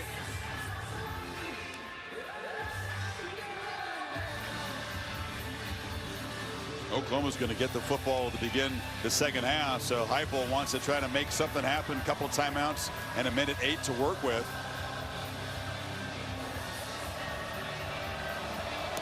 Sandell's kick Fielded by Lewis. He'll try to give some field position to the Vols offense, and he's going to be knocked down short of the 25. The miscues we've talked about for this Tennessee team. They did miss a field goal. It's a miscommunication. They get beat on the right side there by Heineke. Mason Thomas ends up hurting himself on that play, but a touchdown. It's a 14-point swing. Chip shot really from the 19-yard line. They miss an easy 3 points, and then another missed opportunity here deep in Oklahoma territory. Floats it up in the air and allows Peyton Bowen to come over and make a big interception. Sooners have 2 turnovers in that first half. Tennessee is going to end up running more than twice the number of plays in the first half of the Sooners. This is their 46th play already, and Aguilar under heavy pressure hit as he throws, and he was behind Bishop. That was the guy Taylor Wine off the edge. Yeah, with Mason Thomas down, you're seeing obviously Marvin Jones Jr., who's normally out there. Wine, usually a rotational guy, but with Thomas down, he's had to step up and has really done a heck of a job. Remember, he is from Brentwood, Tennessee, just outside of Nashville, went to Nolensville High School, so you know he's fired up to go up against the Vols tonight. And we talked to him about 10 members of the family, a whole bunch of friends here. A lot of folks growing up were volunteer fans, so it always gives you a little extra boost. Yeah, 10 tackles already in his first half. That's a career high, so family and friends got to be excited about what he's doing. It's his dad looking on. Wasn't really a volunteer fan growing up, he told us, but he did come to some games here, and then we got all kinds of chaos before the snap. Vols pointing over at the Oklahoma defense.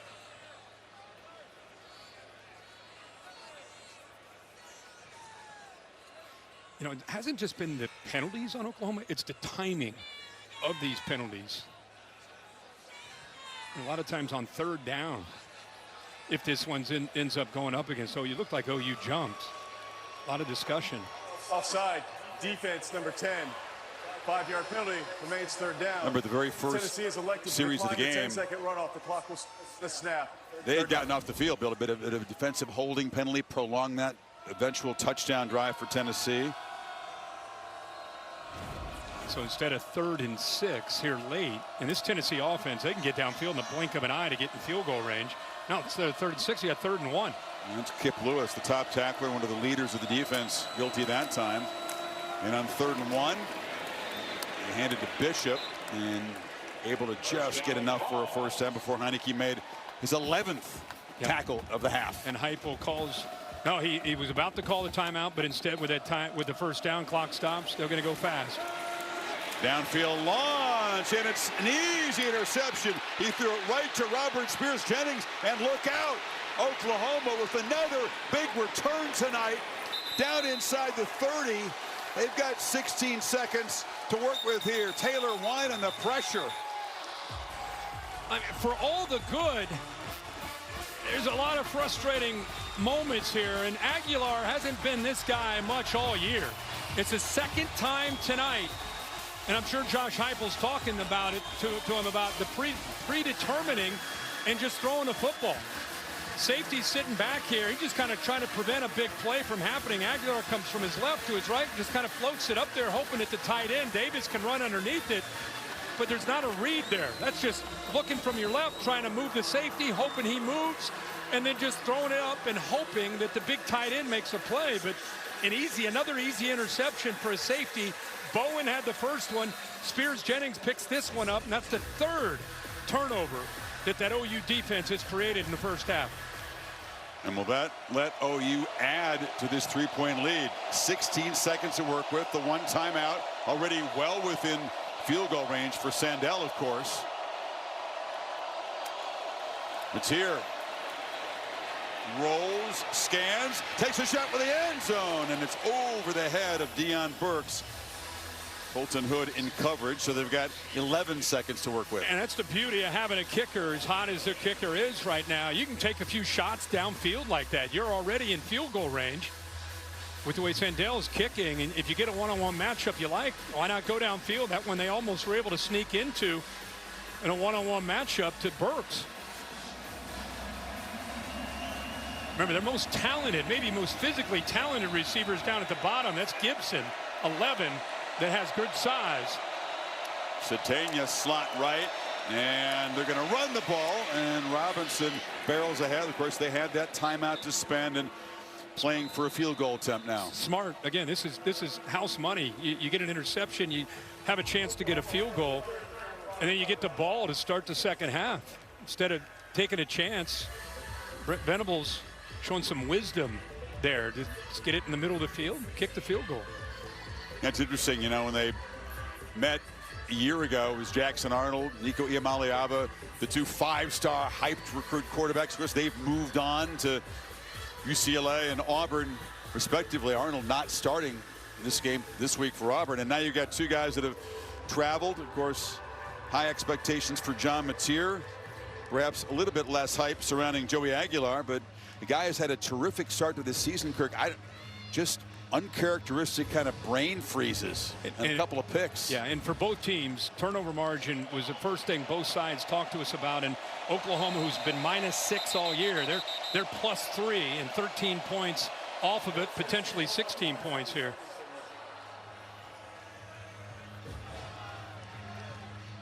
So Oklahoma, chance to take a 6-point lead, and they will get the football to begin the second half. Sooners trying to come on the road and do something they haven't done in a long time, which is beat a ranked team away from Norman. Hasn't been a great first half, to say the least, for Mateer. 7 completions for just 44 yards. Did have a 22-yard run. It's your comment there, and that's incredible. Venables, under his guidance, 0-3 against ranked on the road. So here's Sandell, one of the stars of this first half for Oklahoma, trying to make it 3 for 3 from 40.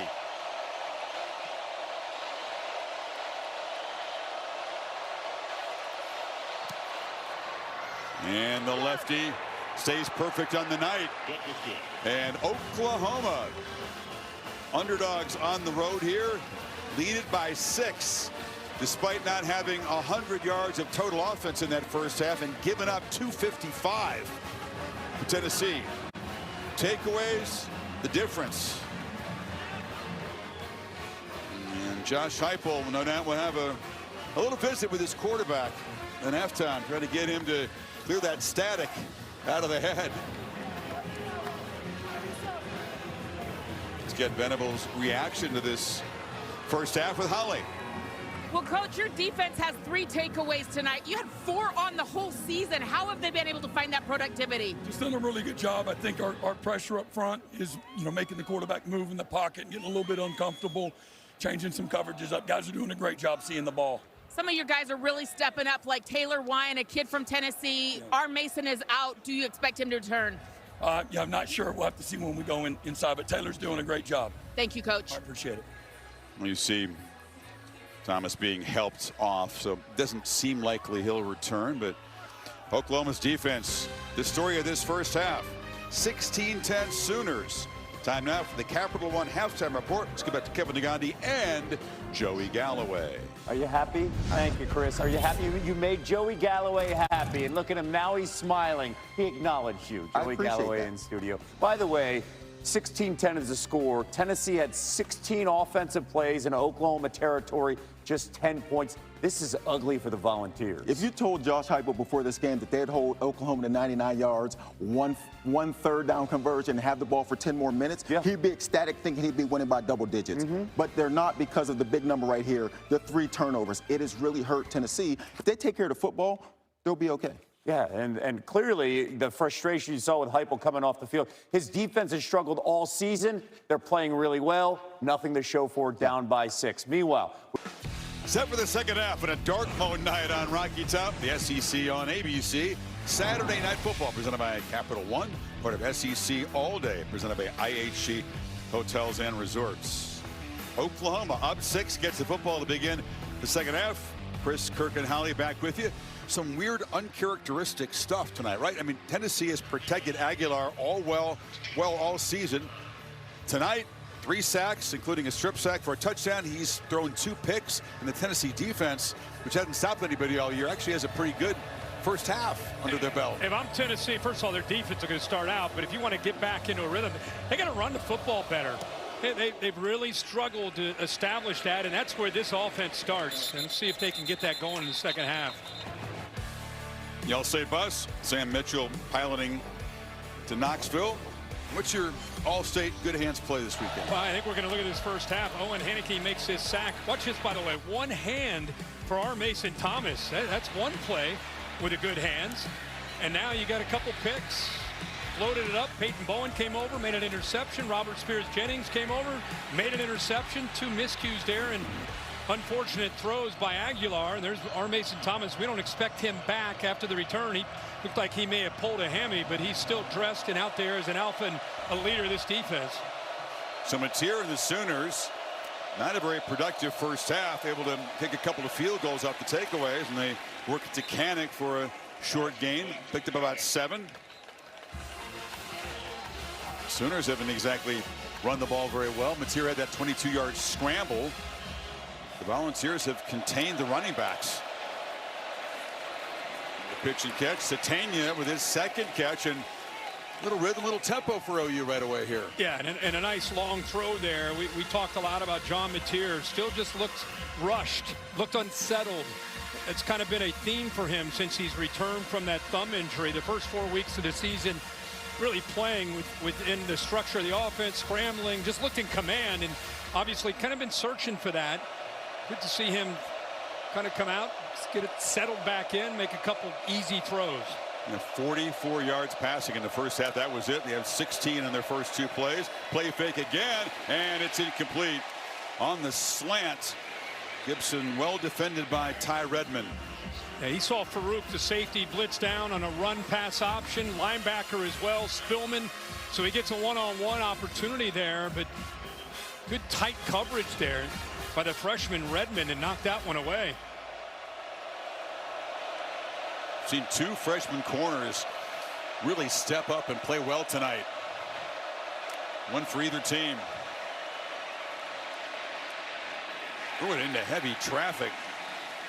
Jackson Moy just batted it down.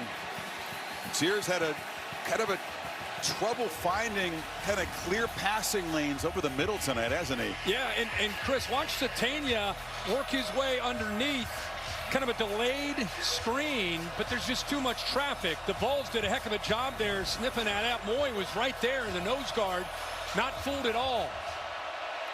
Drive got off to a quick start now. Mateer faces a 3rd and 10 to keep it going. Brad Loud again. Balls rush 5. Mateer. Pocket collapses. Down he goes. Dominic Bailey. Jackson Moy, who was huge in that series, and they force a punt. Well, Fujay, the freshman right tackle, out here by himself, going up against a really talented pass rusher, and Bailey, an experienced guy, able to use leverage. Mateer held up, but then Moy finished it off. So the Vols' defensive front does their job in applying that pressure on a big 3rd down. Again, Oklahoma 1 of 6 now on 3rd downs. Against a Volunteer defense and 114th in points allowed, 101st in yards allowed. They really haven't stopped anybody. The punt is muffed, and diving on it is Boo Carter. And Holly, let's check with you. Well, I asked Josh Heupel about those 2 interceptions from his quarterback in the first half, and he said, I had a conversation with him. Just go play ball. Don't overthink it. 2 bad throws. We've got to move on. But he did say he is having some problems identifying the safety when the safeties rotate. He said he's just got to do a better job diagnosing that. And then he did say the pressure is getting into his face. A couple of times there's pressure in his face as he's trying to make tough throws. They've got to give him a little bit more time to get the ball downfield. Heupel and Joey Halsey, the offensive coordinator, both played the position in college. Heupel at a really high level, Heisman runner-up. And there's a misfire right away. Brazel looking at palms up. Staley was running down the field, and Aguilar not close to either one of them. No, he threw it right in the middle of both his receivers. Just a miscommunication. Brazel just kind of looked up like, where was that one going? Under pressure tonight, 3 of 7, sacked 3 times. A couple of those interceptions where he floated it up there. And Joey delivers a long throw, catch made by Brazel. Still running. He'd had 4 straight incompletions, including 2 picks That snap's a little slump, picked up 27. Really good job. Man coverage. See the inside receiver takes the safety with him, opens up a good throwing lane, and he puts it right on the money. Bishop ahead for about 3. So if you're Joey, and look, you've beaten the people you're supposed to beat. You haven't beaten Georgia, Alabama, another tough opponent. He's got 1 year here at Tennessee to kind of show what he can do. You know he's going to be determined to improve in that first half. Absolutely. And sitting here, both these teams, just to kind of reset where we are, both teams at 6-2. Both teams have to win this game to keep their hopes alive at getting opportunities down the road later in this year. Pulls it, zips it across the middle, incomplete. And was Ethan Davis, the tight end, but in close coverage was Eli Bowen. Yeah, Davis comes inside. It would have been great if he stayed a little bit more to the outside, because he works himself right into coverage there where the safety was. He stays wider. It's a much easier throw for Aguilar. And a lot more space. You said run the ball. It feels like the running plays are just kind of a temporary change of pace. I agree. Right? Not a big commitment to it tonight. 3rd and 8, of course, looking to throw from the pocket. And it's caught by Staley, who bounces off 2 Sooners and goes down the sideline. All the way to the end zone. Touchdown, Tennessee. 54 yards.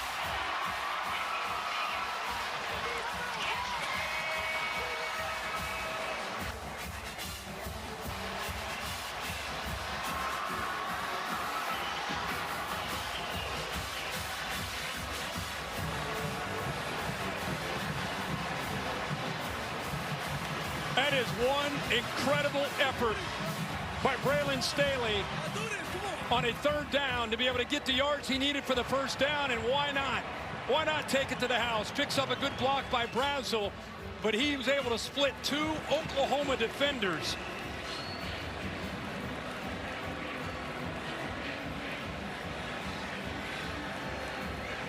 Two guys had a chance to get him down, kind of bumped into each other, and Staley, part of that 3-headed monster receiving corps, puts Tennessee back on top. Yeah, and Chris Guillory, the freshman, on the way to the outside, has got to be able to make this tackle. He comes up, he's in position, and just doesn't wrap up. Now Brazel right there makes a nice block on Spears Jennings, and then it's just a foot race.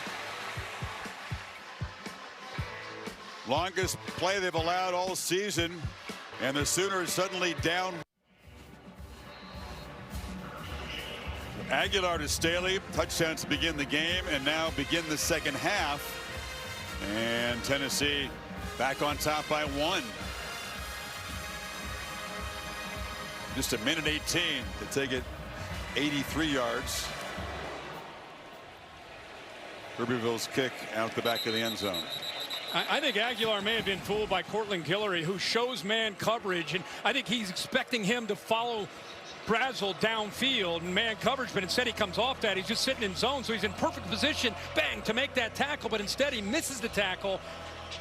Got to wrap up. He's a young freshman who will learn, and then there's 17, Brazel with that block. But we've talked all night that Tennessee has a great group of wide receivers, and that time Staley makes one of the biggest plays of the game.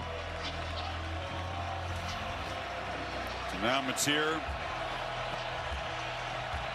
have to answer on the road here, and this place has come alive on this dark mode night.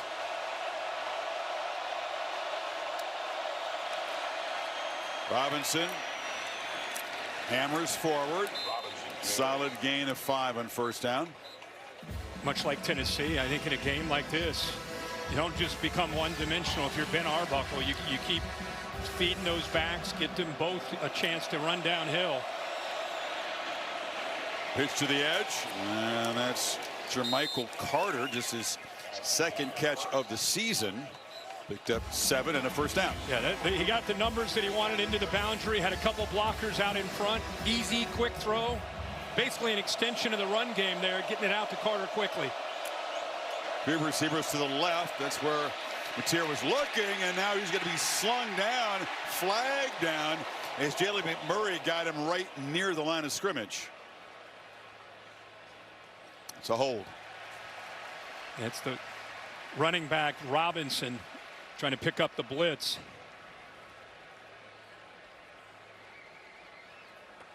Holding off at number 24. 10-yard penalty. Repeat first down. McMurray, a Temple transfer. He plays the star position.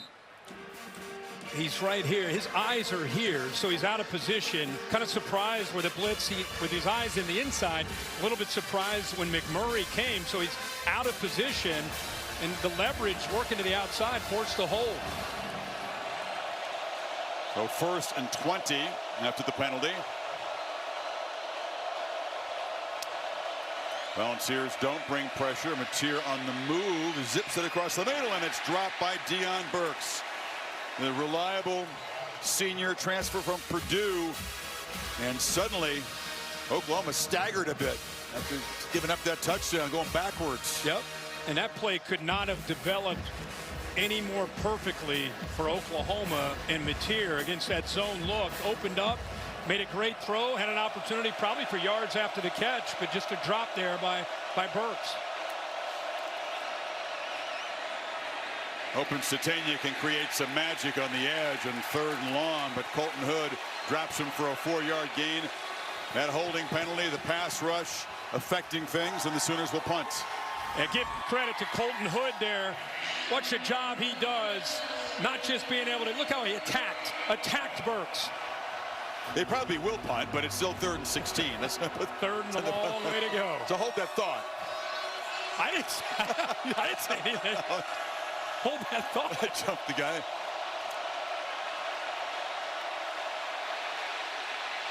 Mateer trying to get there with his legs. No punt team.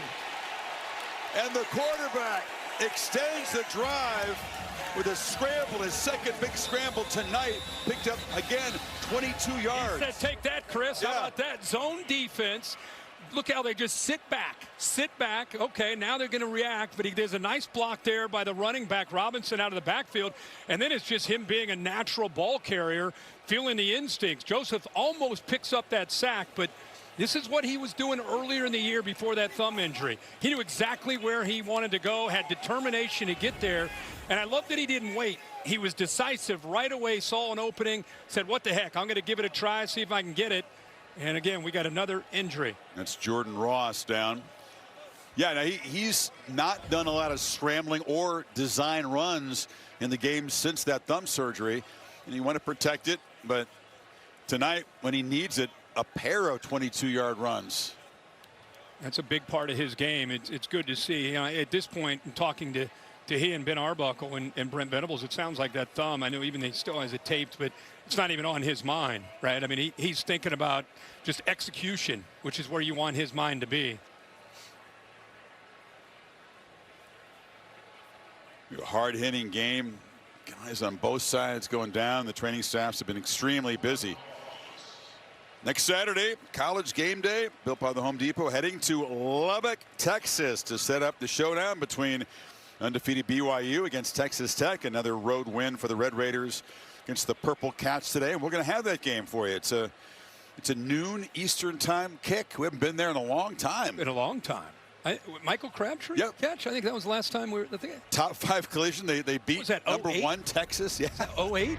There we go. Chris Fowler was on the sideline here. Hopefully we'll see his facial expression. There's Lee Corso back there. There's Chris Fowler. Michael Crabtree shocks the world. How about Lubbock that night? Knocks off number 1. Unhinged. They were surfing on top of cars. There were 20 dudes in the back of a pickup truck rolling down the main drag there. It was quite a scene. It was. And how about Bear Bachmeier and what BYU have been able to do this year? Young freshman. So Oklahoma trying to respond here. Down 1 in Tennessee territory. Kind of a little pitch.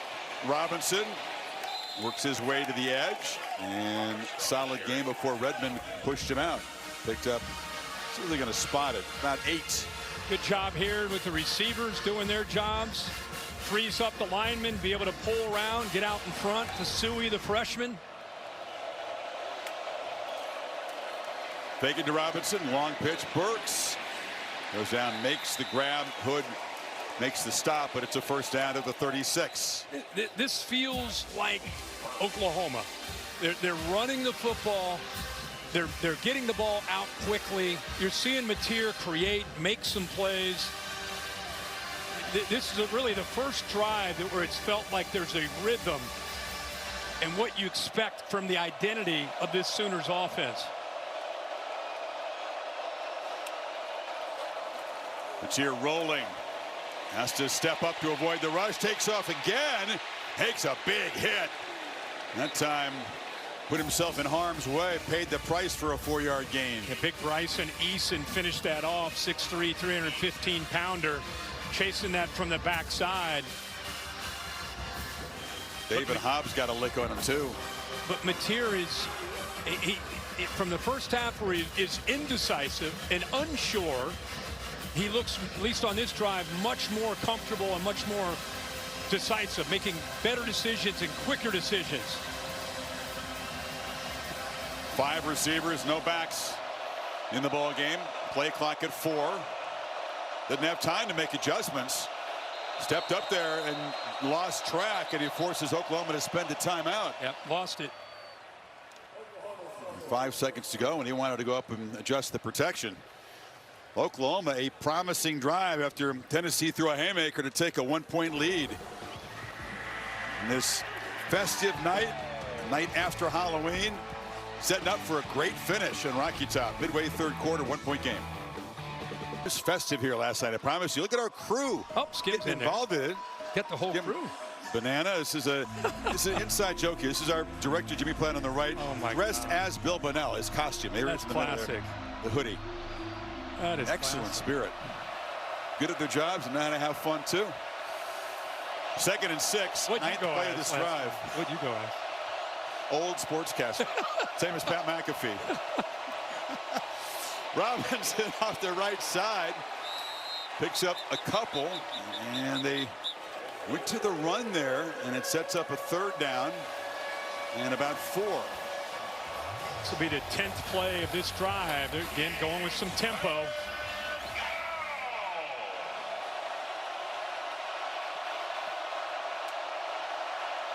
Here comes the pressure. Mateer gets it out. Burks makes the grab. It is a first down at the 25. Colton Hood delivered the shot. Protection held up that time. A switch release with cushion. Little bit of work for Colton Hood to have to be able to get there with that switch release. So a good time to call that by Ben Arbuckle. And a good job again by the quarterback of Mateer getting that out quickly on that 3rd down and short. Oklahoma has not had a red zone possession tonight. They're getting close. Robinson off the right side, breaks a tackle, cuts back, lost the football. Flag is down, it's still loose. Looks like the Volunteers have recovered. There is a flag out. Idris Farouk made the recovery down to the 11-yard line. It is Tennessee ball. There is a flag down, though. Tyree Weathersby knocked the ball loose. He has limped to the Tennessee sideline. Excuse me, that's Joshua Joseph. During the play, holding. Who was helped off. Offense number 86. That Pearl's decline. Result was a first down for Tennessee.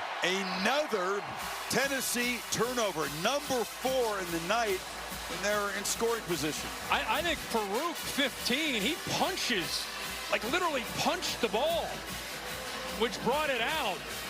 Withersby ends up finishing, and in the ball, then it's just who's going to get to it. Look at that. That's intentional, obviously practice. It's something that Tim Banks and his crew work on, and it pays off.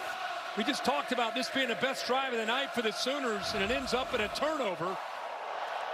I'd like to say turnovers have been Tennessee's problem. That's the first takeaway for this defense. And Oklahoma was poised to reclaim the lead.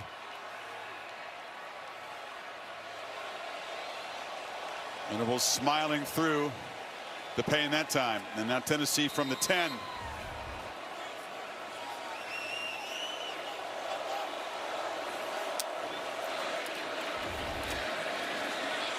Around the end. String out Thomas. Heineke makes the stop. Wait, or did he? Still going. He broke free. Had him pinned on the sidelines. I think The Sooners thought he'd made the stop. I did too. Somehow he stayed in bounds over there. Well, he just kept moving those legs.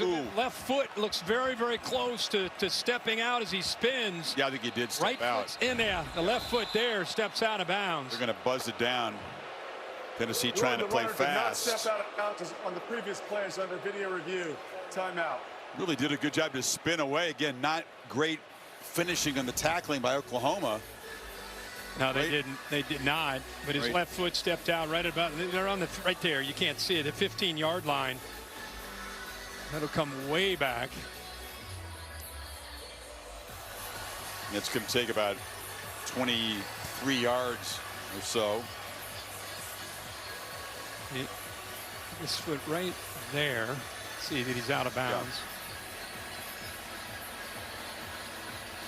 Yeah. I'm with you, Chris, on the tackling. Safeties struggling at times wrapping up.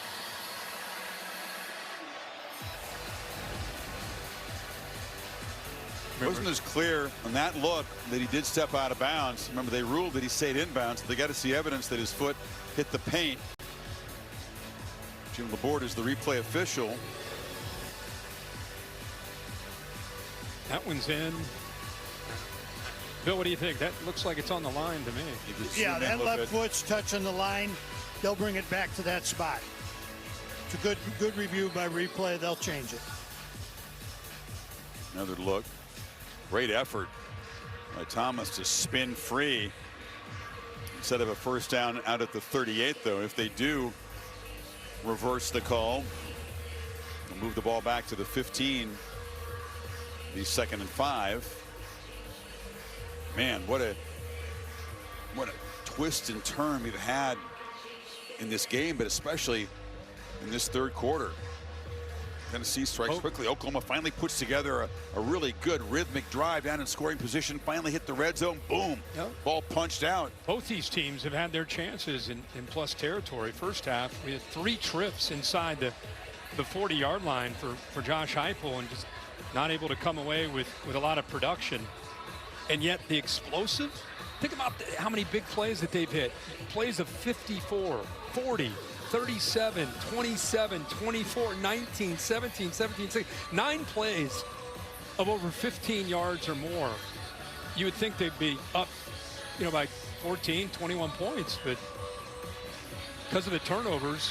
Yeah, the missed field goal was part of it in the first half for Tennessee. Taking a long time to check out the replay of Thomas's left foot on the paint. Apparently wasn't crystal clear to them. Jason Autry will, I hope, soon give us the verdict. They're probably figuring out exactly where to spot the ball. After video review, the runner stepped out of bounds to the ball just beyond the 15-yard lines. It's 2nd down.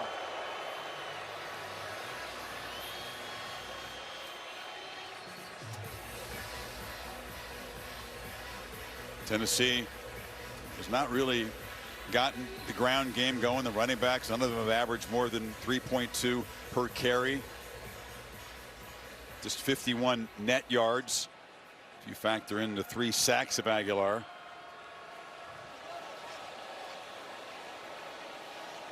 Very different looking attack from the offense last year, which faced Dylan Sampson, and he had a monster season running the ball.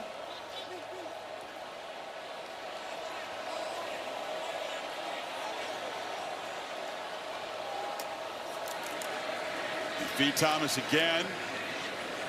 Not much. He'll set up 3rd down. 2.5. As this game goes on into the second half, depth will be challenged. Battle of wills, attrition, because again, Tennessee had 49 snaps in the first half.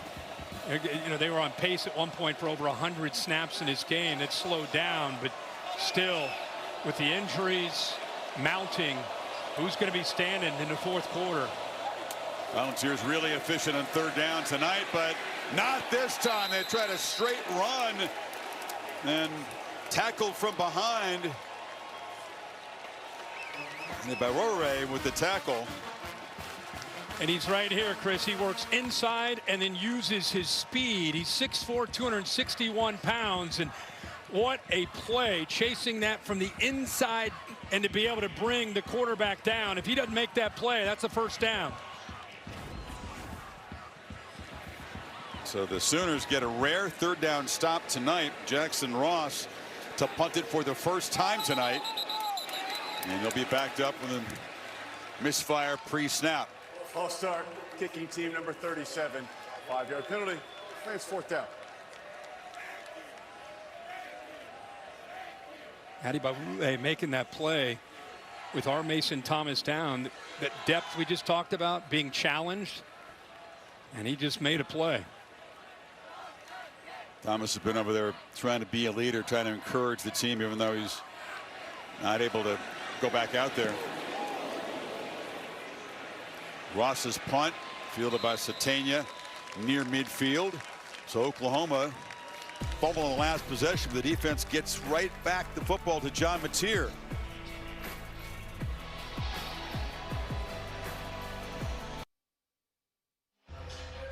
Kirk tonight's playbook brought to you by Modelo.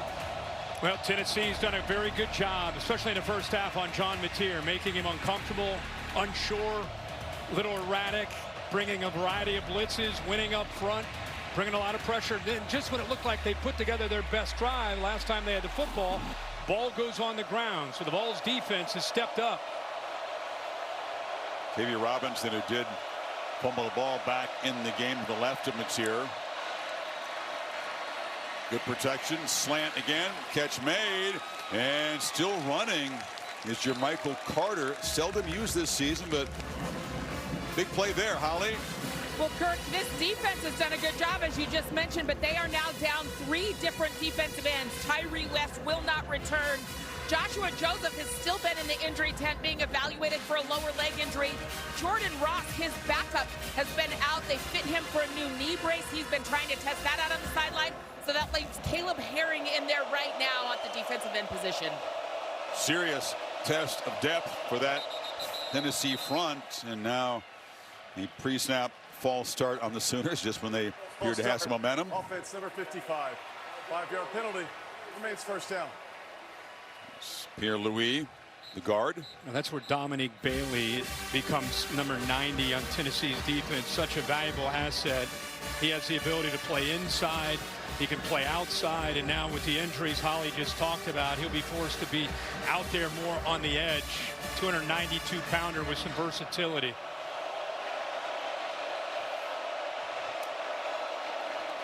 And 1st and 15, Mateer delivers a downfield throw.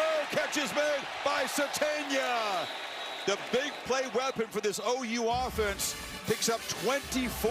And watch Jermichael Carter actually holds the safety right here, and then he's decisive by getting the ball out right now. Really well done. Great execution there. And finally, get the ball to 5. Let him do his thing. First real explosive play for this speedy weapon.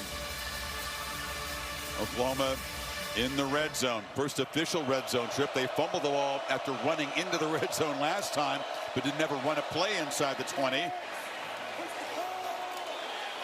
Picked up a couple. Still going. If they're not blowing the whistle, finally they do.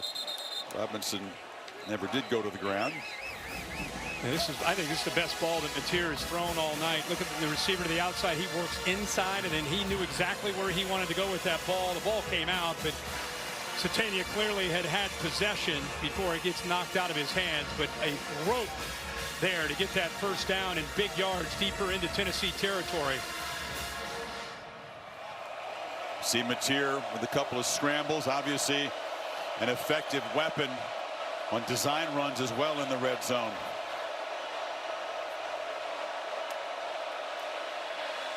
And right on cue, Mateer bursts up the middle, knocked down, 1st and goal, Oklahoma.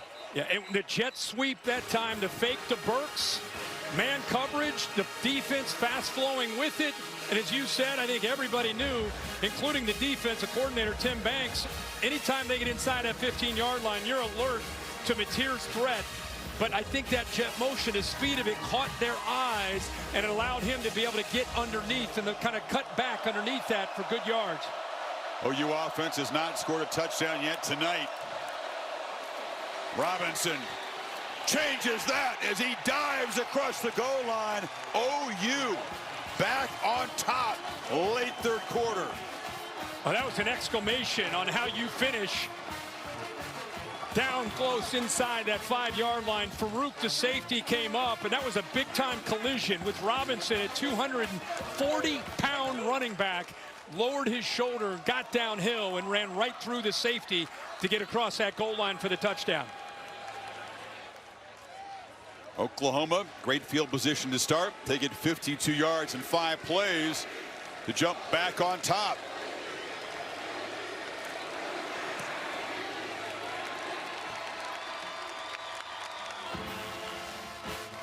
Chris, let's go back to the previous play where they got some yards. I mentioned the jet sweep action. Watch the defense fast flow and react to this. And as you said, an indicator is usually look out for Mateer, but look at that open up because of how quickly the defense was so concerned with getting out there with the speed of that motion.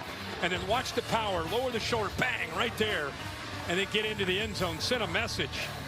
So after they fumble, the OU defense does their job with a 3-and-out, got good field position, favorable field position, and then this time 5 plays, 52 yards, and they finish it off with a touchdown. Big sequence of events there that favor OU. Yeah, we wondered from the start tonight, would Mateer as a runner reemerge? He's been absent since that thumb surgery. He's got 45 scramble yards, which is a season high and a high for him at Oklahoma, and then that design run to set up the touchdown. It's just passing him's been a struggle. He's at his best when he's not sitting back in the pocket waiting for things to happen. He's at his best when he plays instinctive and decisive and just gets back there and plays ball. We've seen that in this second half. First half he was searching. As an offense they were searching. The second half they've kind of settled in, made some adjustments, and looked much better. Check in with Kevin Negandhi. Chris, Chick-fil-A move on the field. Number 8, Georgia Tech, undefeated, in trouble at NC State.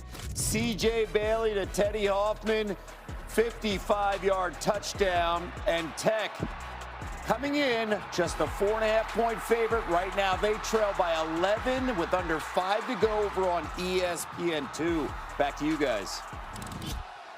Did you call that? There were 2 sneaky ACC games today. Miami and SMU and Georgia Tech at NC State. Kitzel makes the catch. Yeah, if NC State holds on for the upset, big picture, not a great day for the ACC. Not at all. Taking a second loss. Their playoff hopes may have evaporated in Dallas, and Georgia Tech, undefeated season, very much in danger at the moment. Feeling more and more like a one-team conference.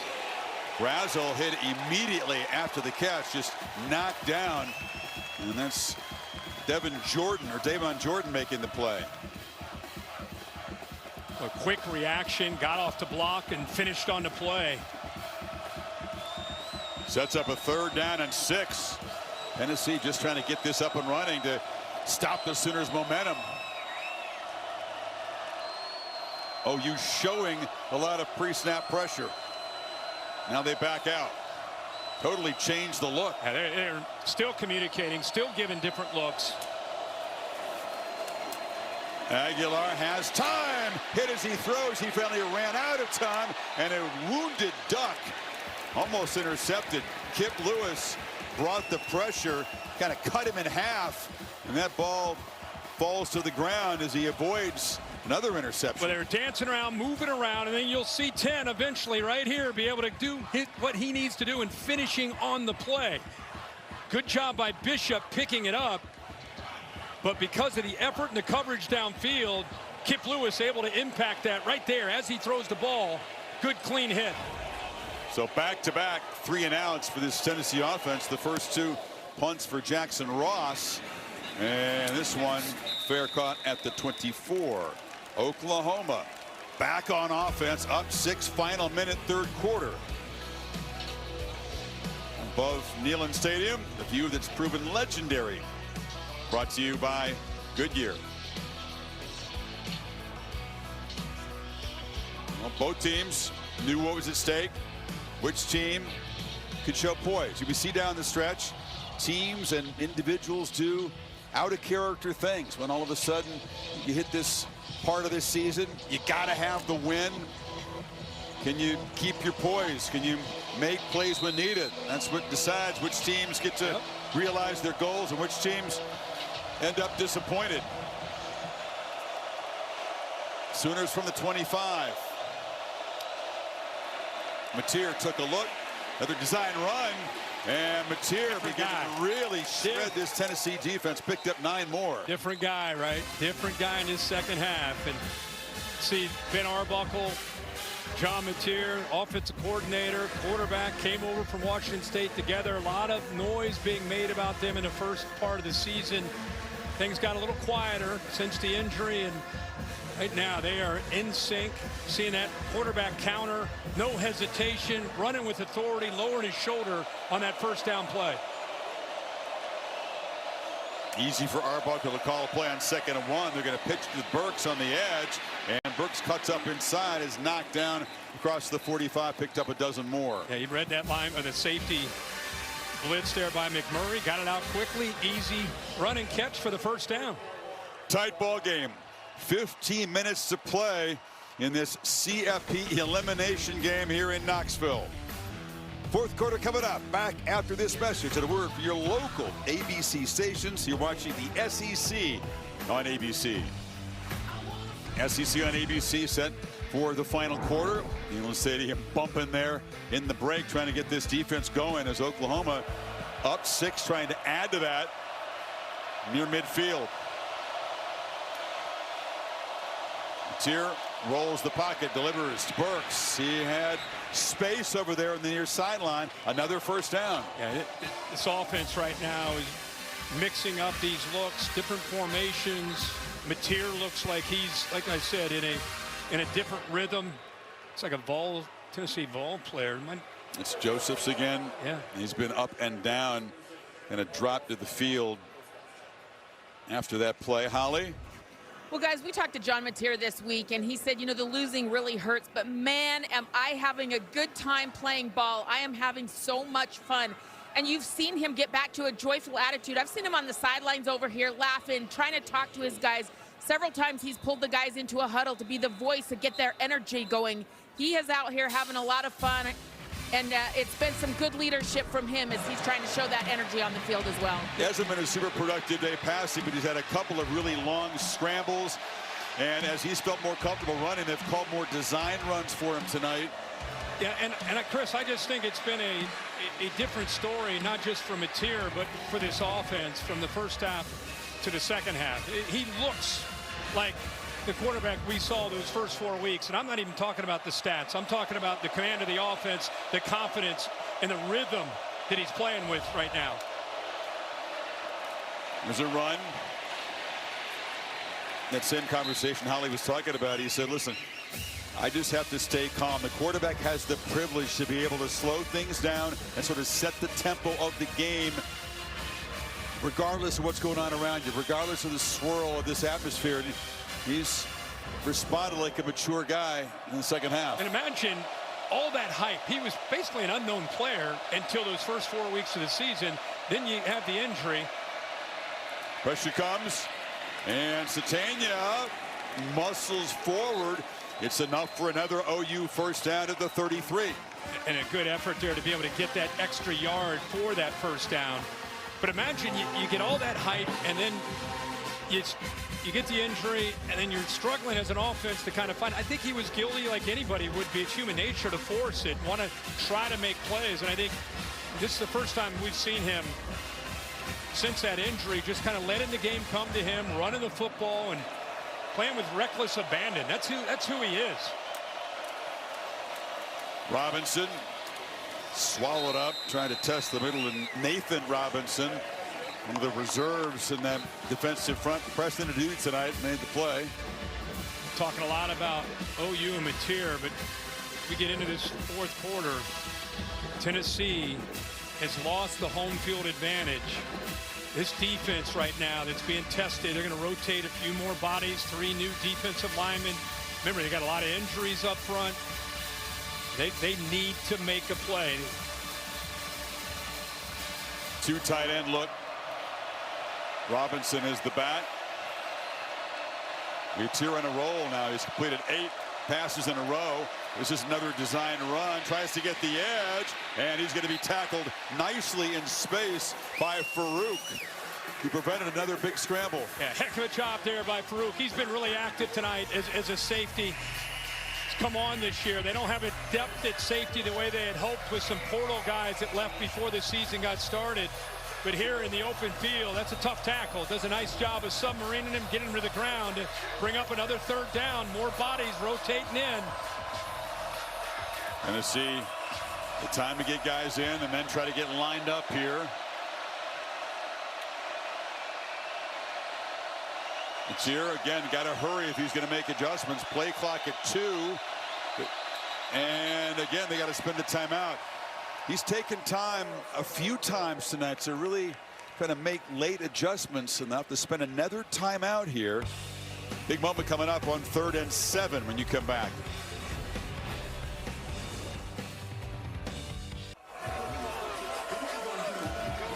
Taco Bell Live student section showing some stamina after ripping it up.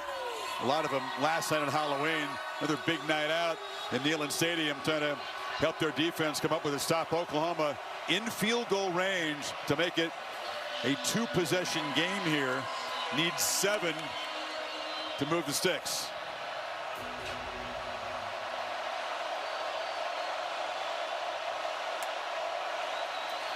Mateer does not want to take a loss, but that's what happens.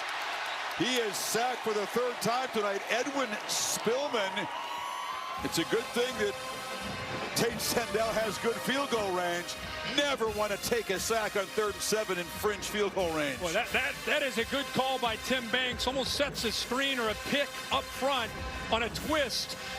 And the effort there and the call, Edwin Spillman's able to finish that, but you're right. Now hey, dude, that was going to be a 40. Now it's another 55-yarder. That could be a very costly sack unless Sandell can bail the Sooners out again. Trying for a second 55-yarder tonight, which ties a Neyland Stadium record, and he does it again. Sandell showing some thigh and showing a lot of skill as a kicker tonight. What 4 for 4. Bro, what a weapon.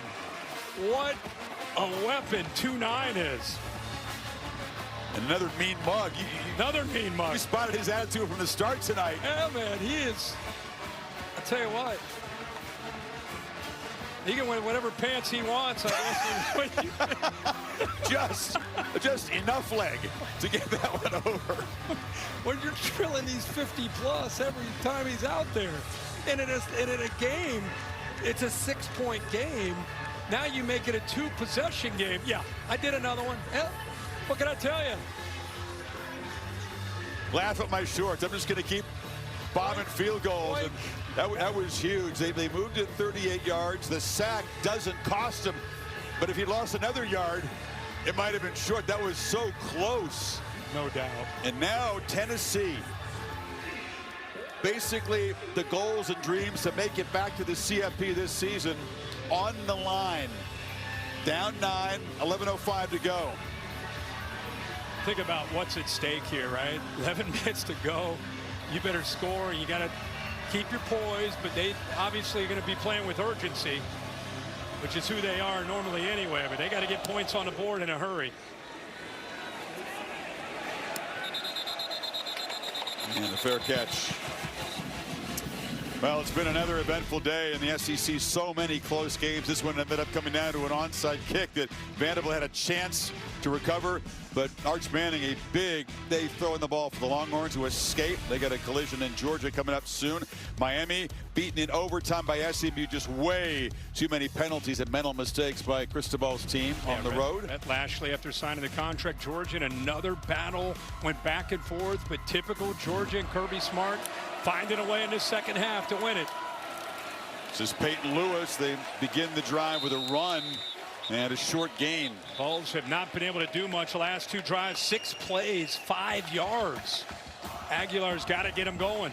Talked about the wins today by Georgia and Texas. Here's the updated standings. Again, Oklahoma and Tennessee with 2 losses cannot afford another loss tonight. And it's Tennessee with urgency. Aguilar incomplete off the hand making the catch, but out of bounds there was Lewis. And so very quickly, it's a 3rd and 8. Look at R. Mason Thomas. You know, instead of he's not coming back. He's been out since the first half. He's keeping his uniform on. One of the leaders of the team. Taylor Wine has had to step in for him. Has played very well.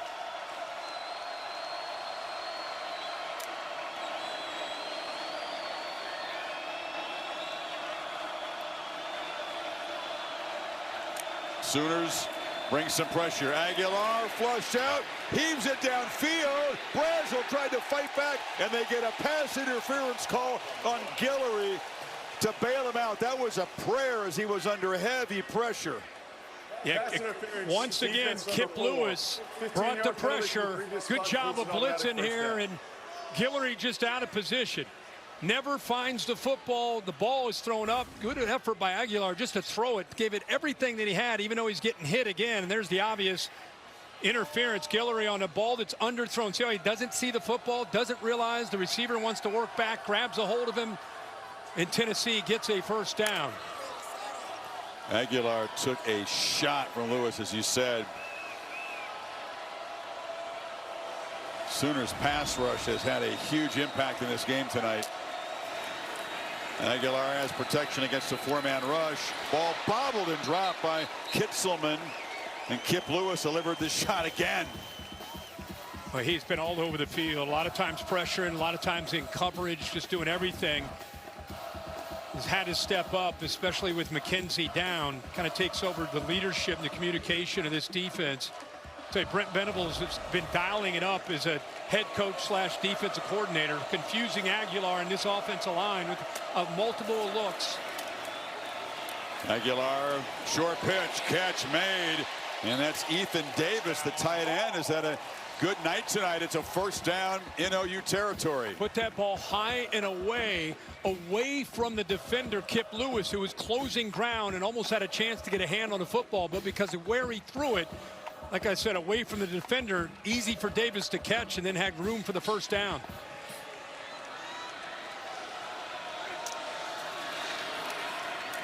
Aguilar under pressure again. Caught. Peyton Lewis was kind of led into trouble. Kip Lewis is out there hunting heads. He is incredibly motivated. We saw him even in pregame. He was like in a different zone trying to get his mind right for this game. And it continues throughout this entire football game. Here they come again. Lewis again. Blown up the play. He got there first. Grayson Halton finished the job. Well, they were looking over to the sideline, and I think because of the way they timed this up, Lewis is right here. Look at the defense, and then they break late, and because it came so late, you can see that pole pro that you're talking about, the left guard trying to come out to be able to help out, but Lewis came so quickly, the left guard had no time to be able to bounce all the way out there and slow down the speed of Lewis. You need 14. This may be 4-down territory for Heupel. This time Aguilar has protection, flips it down to Lewis, who breaks a tackle, initially spins inside the 40. Heineke couldn't quite stop him, and now it sets up 4th and 1. Here you go. Huge play, and they obviously got to go for it. What are you going to go with here? Heupel wants to make sure he's got the right call, going to make some adjustments, bringing some personnel in, which means OU can counter and take their time making their own substitutions. So a tempo offense, slowing things down just to make sure they got the right call here. It is pivotal 4th and 1. They were to go for it, I think, on 4th down, but the fact they picked up 13 yards means it's a whole different play call here on 4th and 1, and now they'll just spend a full timeout. Too important to play. Down 9 with 8:12 to go.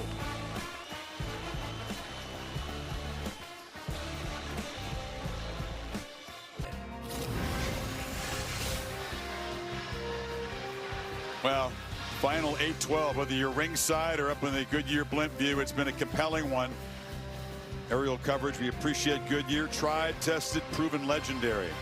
So off the timeout by Heupel, a 4th down and 1. Down by 9, got to get something out of this drive. What does he trust here to call? You know, you and I are talking at the break. Do you get under center and sneak it or run some kind of running game? All you know is Brent Venables is going to dial it up. You know, led by Kip Lewis, you would think that they're going to be shooting gaps and trying to apply pressure. Heavy lineup. You got Nathan Robinson, number 94, is a defensive lineman in the game as a blocker. A couple of tight ends in there. Yeah, 3 tight ends. Bishop. Powerful runner is the back. 2 tight ends on the right side. And they're going to try to throw for it. And it's incomplete. Discombobulated. That's Jack Van Dorselaar, a freshman tight end, not used very much. Has 2 catches all season, and it didn't work. Well, interesting. You go to an unusual look. You go to a guy that hadn't got his hands on the football. And, Chris, I want you to watch him right here. Watch how his path to go out on this route. Boom. That right there is why he was late in turning around. That contact, he turns his head late, and he's not ready for the football. If he escapes clean, it's an easy catch. But by hitting, making that collision, slowed him down just a beat to get his head turned to be able to make that catch. Right off the face mask, you saw the reaction from Heupel. That's a call that's going to be second-guessed around here if the Volunteers fall short. A funky formation. You throw to a guy who's hardly done anything all season and hasn't been involved tonight, and it doesn't work. Needed a yard there. Now Oklahoma takes over, trying to grind away on the clock. Just a game of inches. The guy, if he makes it going out for that, I mean, it's a crazy play. You could say, why are they throwing it to the freshman? He hadn't caught the ball all night. The actual play design and the way it opened up, it was there.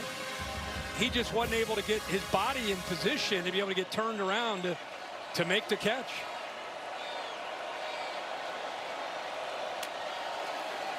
It's here running, and his buddy tight end Kanak was a lead blocker for him, picked up 7. Again, just a game of inches. Boom. Makes contact. Marvin Jones Jr.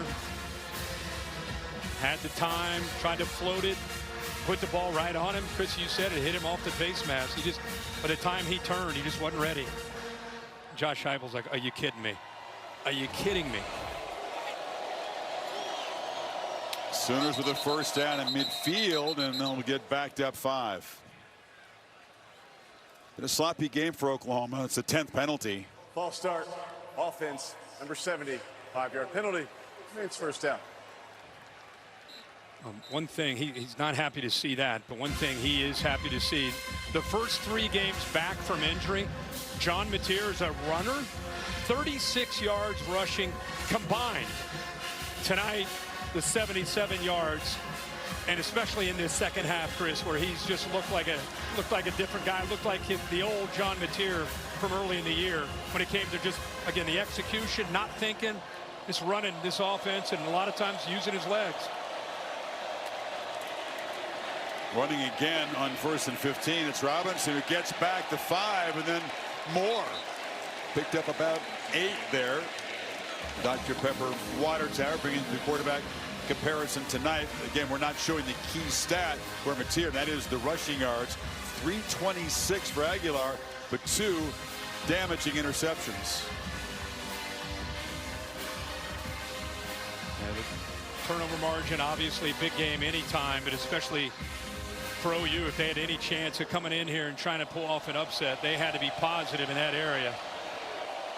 And a Tennessee defensive front that, as Holly reported, is really depleted right now. He's going to have to make a play here. And Mateer weaves forward, takes a hit, picks up a couple. 3rd and 4 coming up. The clock is the enemy, down by 9 for Tennessee. This is really, this is it for Tennessee's defense. Can they bow up right here? They got to get off the field. They need to stop. See if Spillman, maybe 13.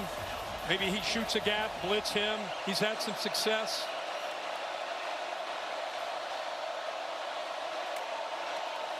Mateer gets the ball out. Catch made. First down. Satania Took a long time tonight to get involved. They finally begin targeting their best weapon, and he picks up 9.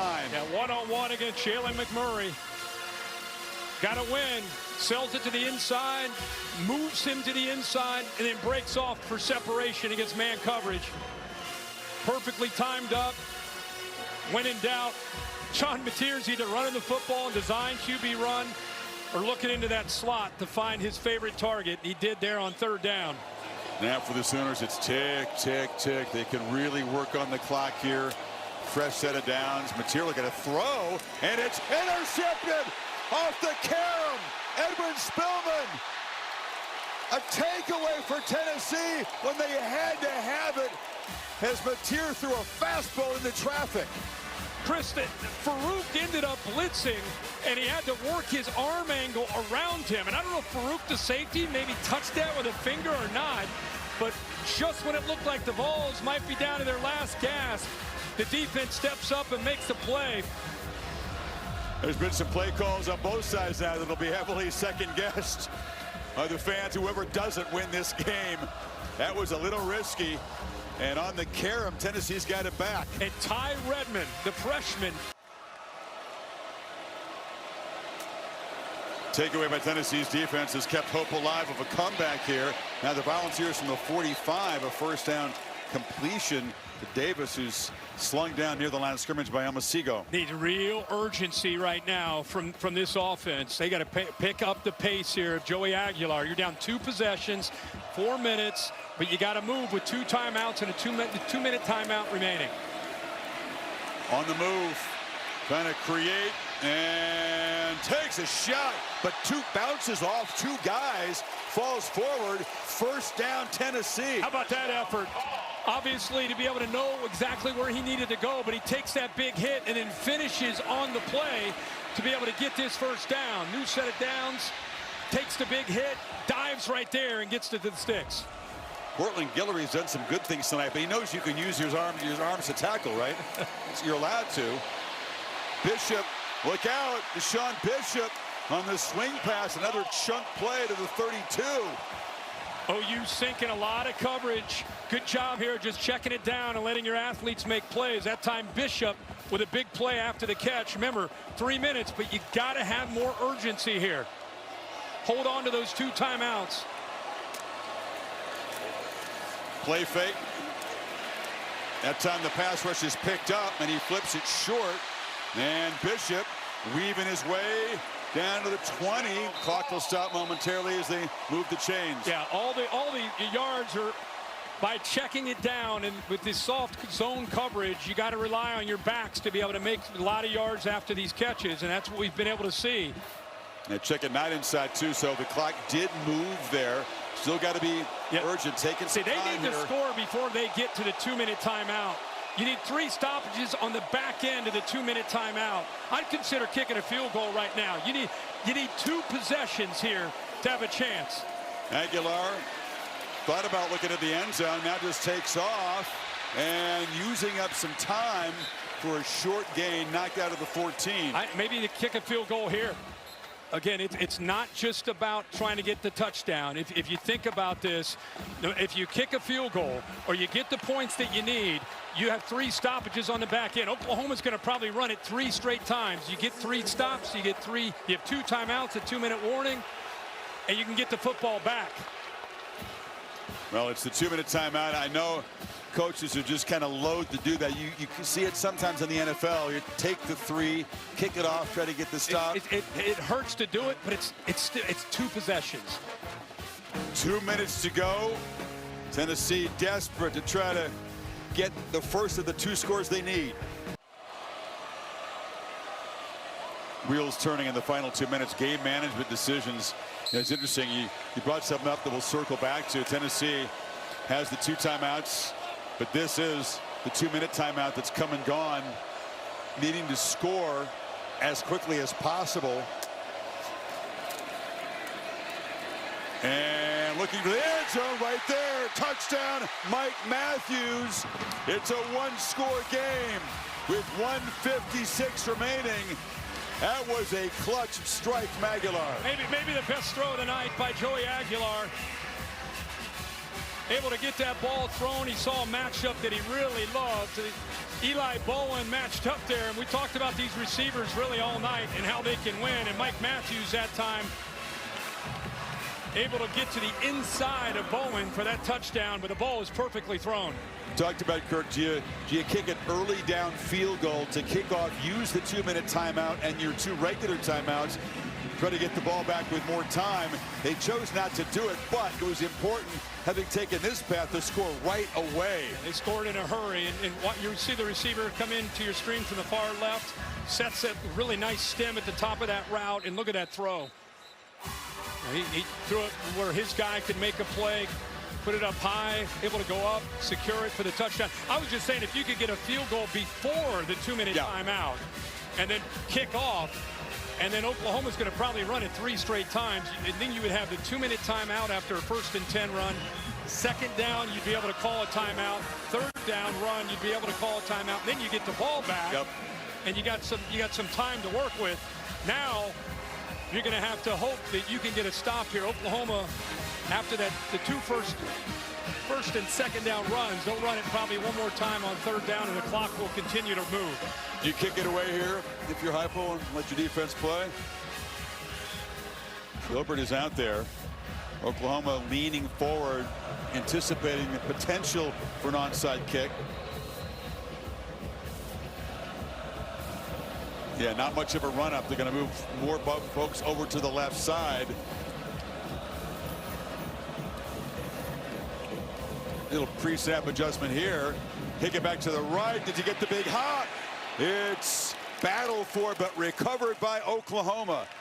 Coming up for it, Robert Spears Jennings, the safety, and OU is going to have the football with 1:55 to kill. That took a tricky hop, and 3 right there secured that. That was a perfect onside kick. Took that unpredictable hop, and what a tremendous job, the hand-eye coordination of Robert Spears Jennings to bring that down. Star Thomas was bearing down on him. That's why he's on the hands team. Well, if he doesn't make that decision to step forward and secure that ball, it's anybody's football. So Tennessee can stop it twice. You can do the math with the play clock and figure out that even if they can't force Oklahoma to punt, they wouldn't have much time and be a long way away. You think quarterback run, you got to load up on Mateer. Robinson breaks free. Forget about it. Touchdown at Oklahoma. Does he cross the goal line? He drops down at the 1, which is the smart thing. I thought for sure he was going to run in at the last minute. He appeared to change his mind and fall down. Not sure if the ball actually did break the Let's plane. check the progressive pylon cam here and check it out. His body did. The ball never got in there. Ooh. Well, it came close. If he was trying to fall down, he didn't want it to be that close. I mean, before the knee, this is one of those weird reviews where you don't want to see it cross the goal line if you're Oklahoma, but it's really close. Knee is down. Is the nose of the ball set to 1 minute 47 across seconds that timeout. front Tennessee edge of the goal line? Second timeout of the half. Bill Amania's saying just this close, but he thinks he did stop short. So a smart play. He figured he wasn't going to have that much open space. I mean, if you score a touchdown and you hit the extra point, you're up 9. Yeah. I mean, I love to see backs or receivers, you know, when the game's running out, do we really need to score? But they score a touchdown here. It really puts the game out of reach. That's why I was so surprised. It looks like he's going to score for sure. Game over. Yeah. And it leads back to 9. He's looking around and he's looking at the sideline. Almost blows it. He was trying to get help. Like, hey, what should I do? I mean, okay, knee down there. I mean, you're not supposed to cut it that close if that's what you're trying to do. I think he was trying to be make the right decision, and I think if you score there, the game's over. Game's almost over here though at the goal line. It'd be different if this touchdown, it puts you up 7 or 8, but this would have put him up 9 in 2 possession. I'm just going to point out that it does make a difference to some people who are looking in if you score the touchdown. Yeah. Oh, okay. Yeah. It was a crucial moment for some.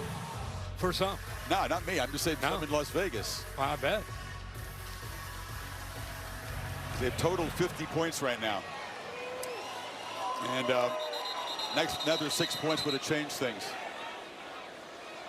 If you're in Vegas, shout out watching this ball game. The bigger picture is Oklahoma, unless they somehow don't execute this, and he's just running in. So there's the point. You go up 9. It's force him to use one timeout there, but that's going to do it. Yeah. In Oklahoma, Mateer says, quiet down. Dark mode crowd here at Neyland Stadium. It's been a while. We showed you the graphic. They haven't beaten a ranked team on the road in a while. Brent Venables has not done it as the OU head coach. And this one, with the season on the line, got off to a very rough start for the offense. Ends up being a really productive second half for Oklahoma. Yeah, you got to give Oklahoma a lot of credit. You see, they lost 5 straight on the road versus ranked, as Chris just said. But this game got sideways in the first half. And Oklahoma's defense made some big plays on their side of the field. I think the biggest play was by Henneke to be able to knock the ball loose, and R. Mason Thomas, who was a 14-point swing, and kind of set the tone for OU and what they needed to do, because their offense was off to a very slow start in this first half and looked more like the OU offense that we've come to expect with Ben Arbuckle and John Mateer in the second half, and Mateer running the football a bunch. Here's the easy run here. They're going to get 30-plus points against a Power 4 team for the first time in 15 games. Hadn't done that. Help from the defense with the return. 33-24, like to Kevin Negandhi. Chris, Kirk was there for game day this morning, reminding our audience Cincinnati, Utah is in the second quarter over on ESPN. Wayshawn Parker to the house. Utah currently up 14-7. NC State handed number 8 Georgia Tech their first loss of the season, 48-36. Back to you guys. So this massive crowd on a festive night, the only night game all season in Knoxville, is going to go home disappointed. And Tennessee, which made the CFP a year ago with the 3rd loss, all of them conference losses, pretty much out of it. Listen, I'm the biggest college football junkie there is, but I just got to tell you, the Dodgers looked like they were done in the 8th inning. Muncy homers in the 8th to make it 4-3 Blue Jays. In the 9th, Rojas ties it up 4-4. They may be headed to extra innings, just in case you want to multitask and watch some college football in Game 7 of the World Series. It's the way to do it. But both teams refuse to lose, right? Oh, yeah. Oh, yeah. It's the way it should be.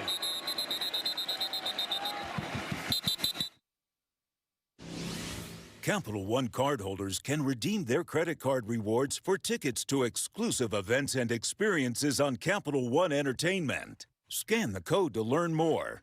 Capital One. What's in your wallet? So after the kickoff, there's a dead ball face mask penalty on Oklahoma, which will improve Tennessee's field position. Okoye guilty. It's going to take absolute miracle to avoid a nightmare in Neyland for the home team. Oklahoma now 11 penalties for over 100 yards. Moves the ball to the 40. So now you got to think huge quick strike, onside kick again. The back we were before with a 9-point margin. Aguilar, really, they'll give him that scramble. Oh, yeah. He runs up there and slides for a 5-yard gain. Just rushing forward, dropping 7, 3 deep, 4 under, taking anything away downfield. Make him check it down, keep it in bounds if you can. Heupel did not want to spend his final timeout there. Aguilar flips it short. That's another short gain. Can he make the sidelines? No. Chip cuts it back in. Now the clock will stop momentarily to move the chains inside the final 2 minutes.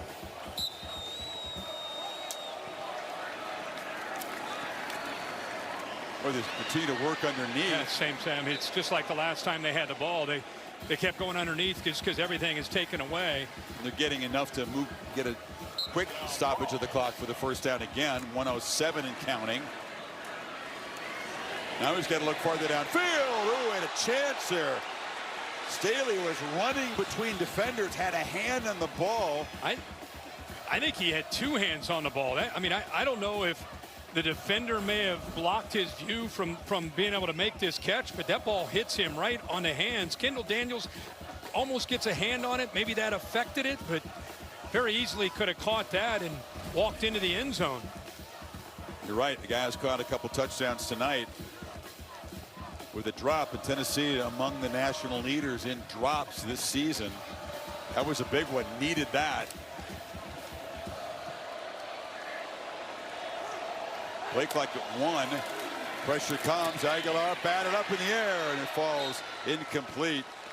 Heineke got a hand on the ball. So they've been playing zone, zone, zone with this lead, and then this time Brent Venables goes back to what he was doing when the game was in question, which is a lot of pressure, a lot of outside pressure from the linebackers.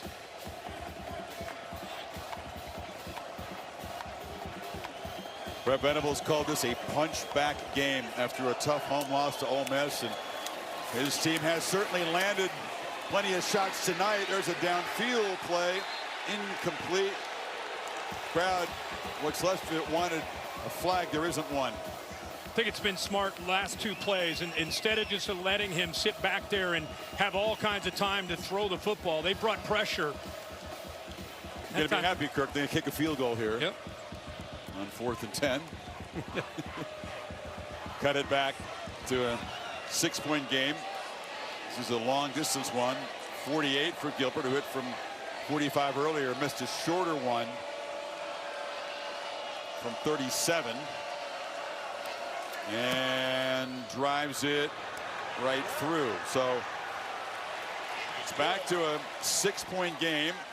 Gilbert, who came close to executing the onside kick last time. We'll try it again. He did a really good job. It was just the hands team from Oklahoma ended up making a great play with Spears Jennings. Rankings is the AP poll brought to you by Chick-fil-A. Of course, very soon the CFP rankings will come out. Georgia Tech, first loss of the year for the Yellow Jackets at NC State. And Vanderbilt will drop out of the top 10, but battled hard, came right down to an onside kick in Austin. Miami losing in overtime after having the lead. I believe they trailed in that game until the last game-winning run. Two tough losses for the ACC, as you mentioned earlier, Georgia Tech and Miami. So one more onside kick. They try the same thing, or do they tweak it? Keep it away from Spears Jennings. Right. He's over on the left side of the formation, near side of the field, number 3. He couldn't have kicked it any better the last time. Maybe go that way again. He's calling it for it right now. Going the other way. And after checking that out, Venables spends a timeout to make adjustments to the hands team, leaving no stone unturned. Again, to circle back to Venables, you know, coaches say stuff like that, the punch back moment, but he actually did relish the fact that off a tough home loss, he and Lane Kiffin were sparring. It was a well-fought game. To come back on the road and have to prove it here to basically keep your playoff hopes alive, and his team has responded. They really have, and I think that's what you really, as a head coach, you know you get into these conference games, and it's not only your entire season, but within the game of 60 minutes, you need to punch back from adversity. And if they end up securing this victory, they'll have a bye, and then they'll go to Tuscaloosa. I mean, it doesn't get any easier for this Oklahoma team. Look what they finished with at Alabama, Missouri, who's a top 20 team and a really physical, good team, and then LSU to finish it off. Alabama, by the way, we'll remember what happened last year when Oklahoma ruined their playoff chance. They lost 24-3, embarrassment in Norman, and that basically cost Alabama a playoff bid. So plenty of motivation for the Crimson Tide for the rematch in a couple of weeks. And they get the hop. Actually didn't go 10 yards, and Oklahoma recovers it, and they'll be able to run out the clock. So 2 good jobs by the hands team. Evan Carrion made the recovery that time. Didn't go 10 yards, but he stepped up, and again, it's somewhat risky to come forward, and better be sure if you're going to do that. You know, both sides, they tested both sides, and both sides of the hands team able to secure it for Oklahoma. So Sooners survive. It's 1 week at a time when you play a schedule like this. Big win for Brent Venables, big win for the Sooners. Get a bye week. Bye week comes at the right time with some of these injuries they sustained tonight. Get those guys a couple weeks to be able to recover before they head over to Tuscaloosa.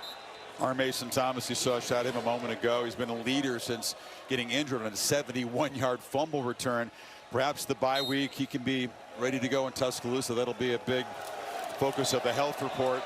Victory formation for Mateer and the Sooners. You know, not only do you get a win, but your offense got back to their identity. They got back to being who they are, which means when I think of who they are, John Mateer running the football, making the defense be aware of what he can do, and it seems to set up every other aspect of who they want to be and how they want to attack in their passing game. But Mateer wasn't hesitant, much more decisive in the second half than he was in the first half, and I think the offense really grew up tonight, coming off that injury to the thumb about 4 weeks ago. The 3 turnovers by Aguilar, the fumble, and the 2 interceptions, huge. Sooners converted those to 13 points. Survived 2 turnovers themselves and 11 penalties. Not perfect, but gritty. And the Sooners stay alive, get to 7-2, 3-2 in the SEC, and a damaging, probably fatal loss for Tennessee's playoff hopes. So many connections here. Heupel and Venables go back, of course, to shared Oklahoma roots. It's a painful loss for Heupel, who beat his alma mater on the road a year ago. And now it's Oklahoma who has spoiled Tennessee's chances of getting back in the bracket. Let's go to Holly. Well, Coach Venables, this was your first time to play here at Neyland Stadium, and you walk out with a win, the first ranked win on the road in your tenure. What does that mean to you in this program? Oh, man, this is all about the players, part of the staff, the players just staying together, believing. That's what it all starts, and having foundationally, just believing. That's where it all starts. So, man, talked about having that November to remember, starting this thing off the right way here in the 4th quarter of our season, and going into the bye week, and, man, playing together, complimenting each other, overcoming a lot, and couldn't be more proud of our guys. We made it very interesting. We put about every situational that you could have in the game happen tonight, but and this is really all about the players. Your defense had to come up with some big stops. This is the most explosive offense in the SEC, and they came up with those stops time and time again. The takeaways, what stood out about that performance? Yeah, again, our guys knew coming on the road, man, what winning requires. You want to go on the road and win in this league. So there in the turnover battle, we have not been able to get. For all the good things we've done, we've not been able to get the football. We knew that'd be a difference maker. In the game tonight, we felt good about being able to create pressure up front, and again, the coaches did a great job having the guys ready in the secondary to make some plays on the ball. You got to give your kicker some love. A new school record, 3 kicks over 50 yards. What do you think about him? Man, he's just an absolute stud, man. He has ice in his veins. He thinks he's 6'4", 250.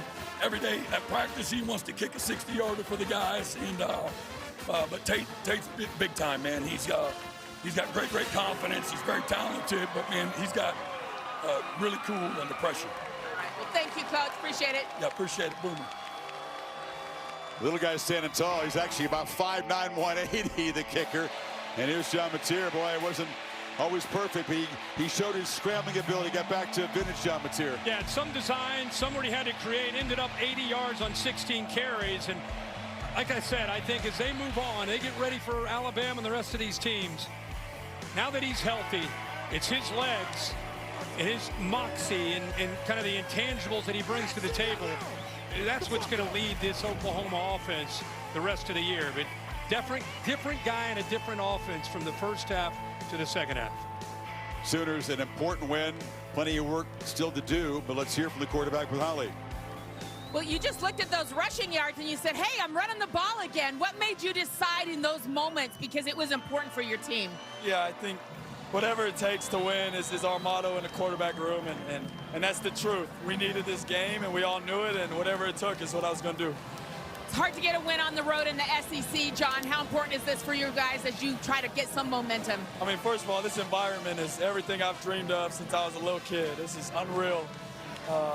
But it's confidence is awesome, and going into the bye week after a win is real good. It can boost us into winning some more games. All right, well, thank you so much. Thank you. Yeah, Boomer.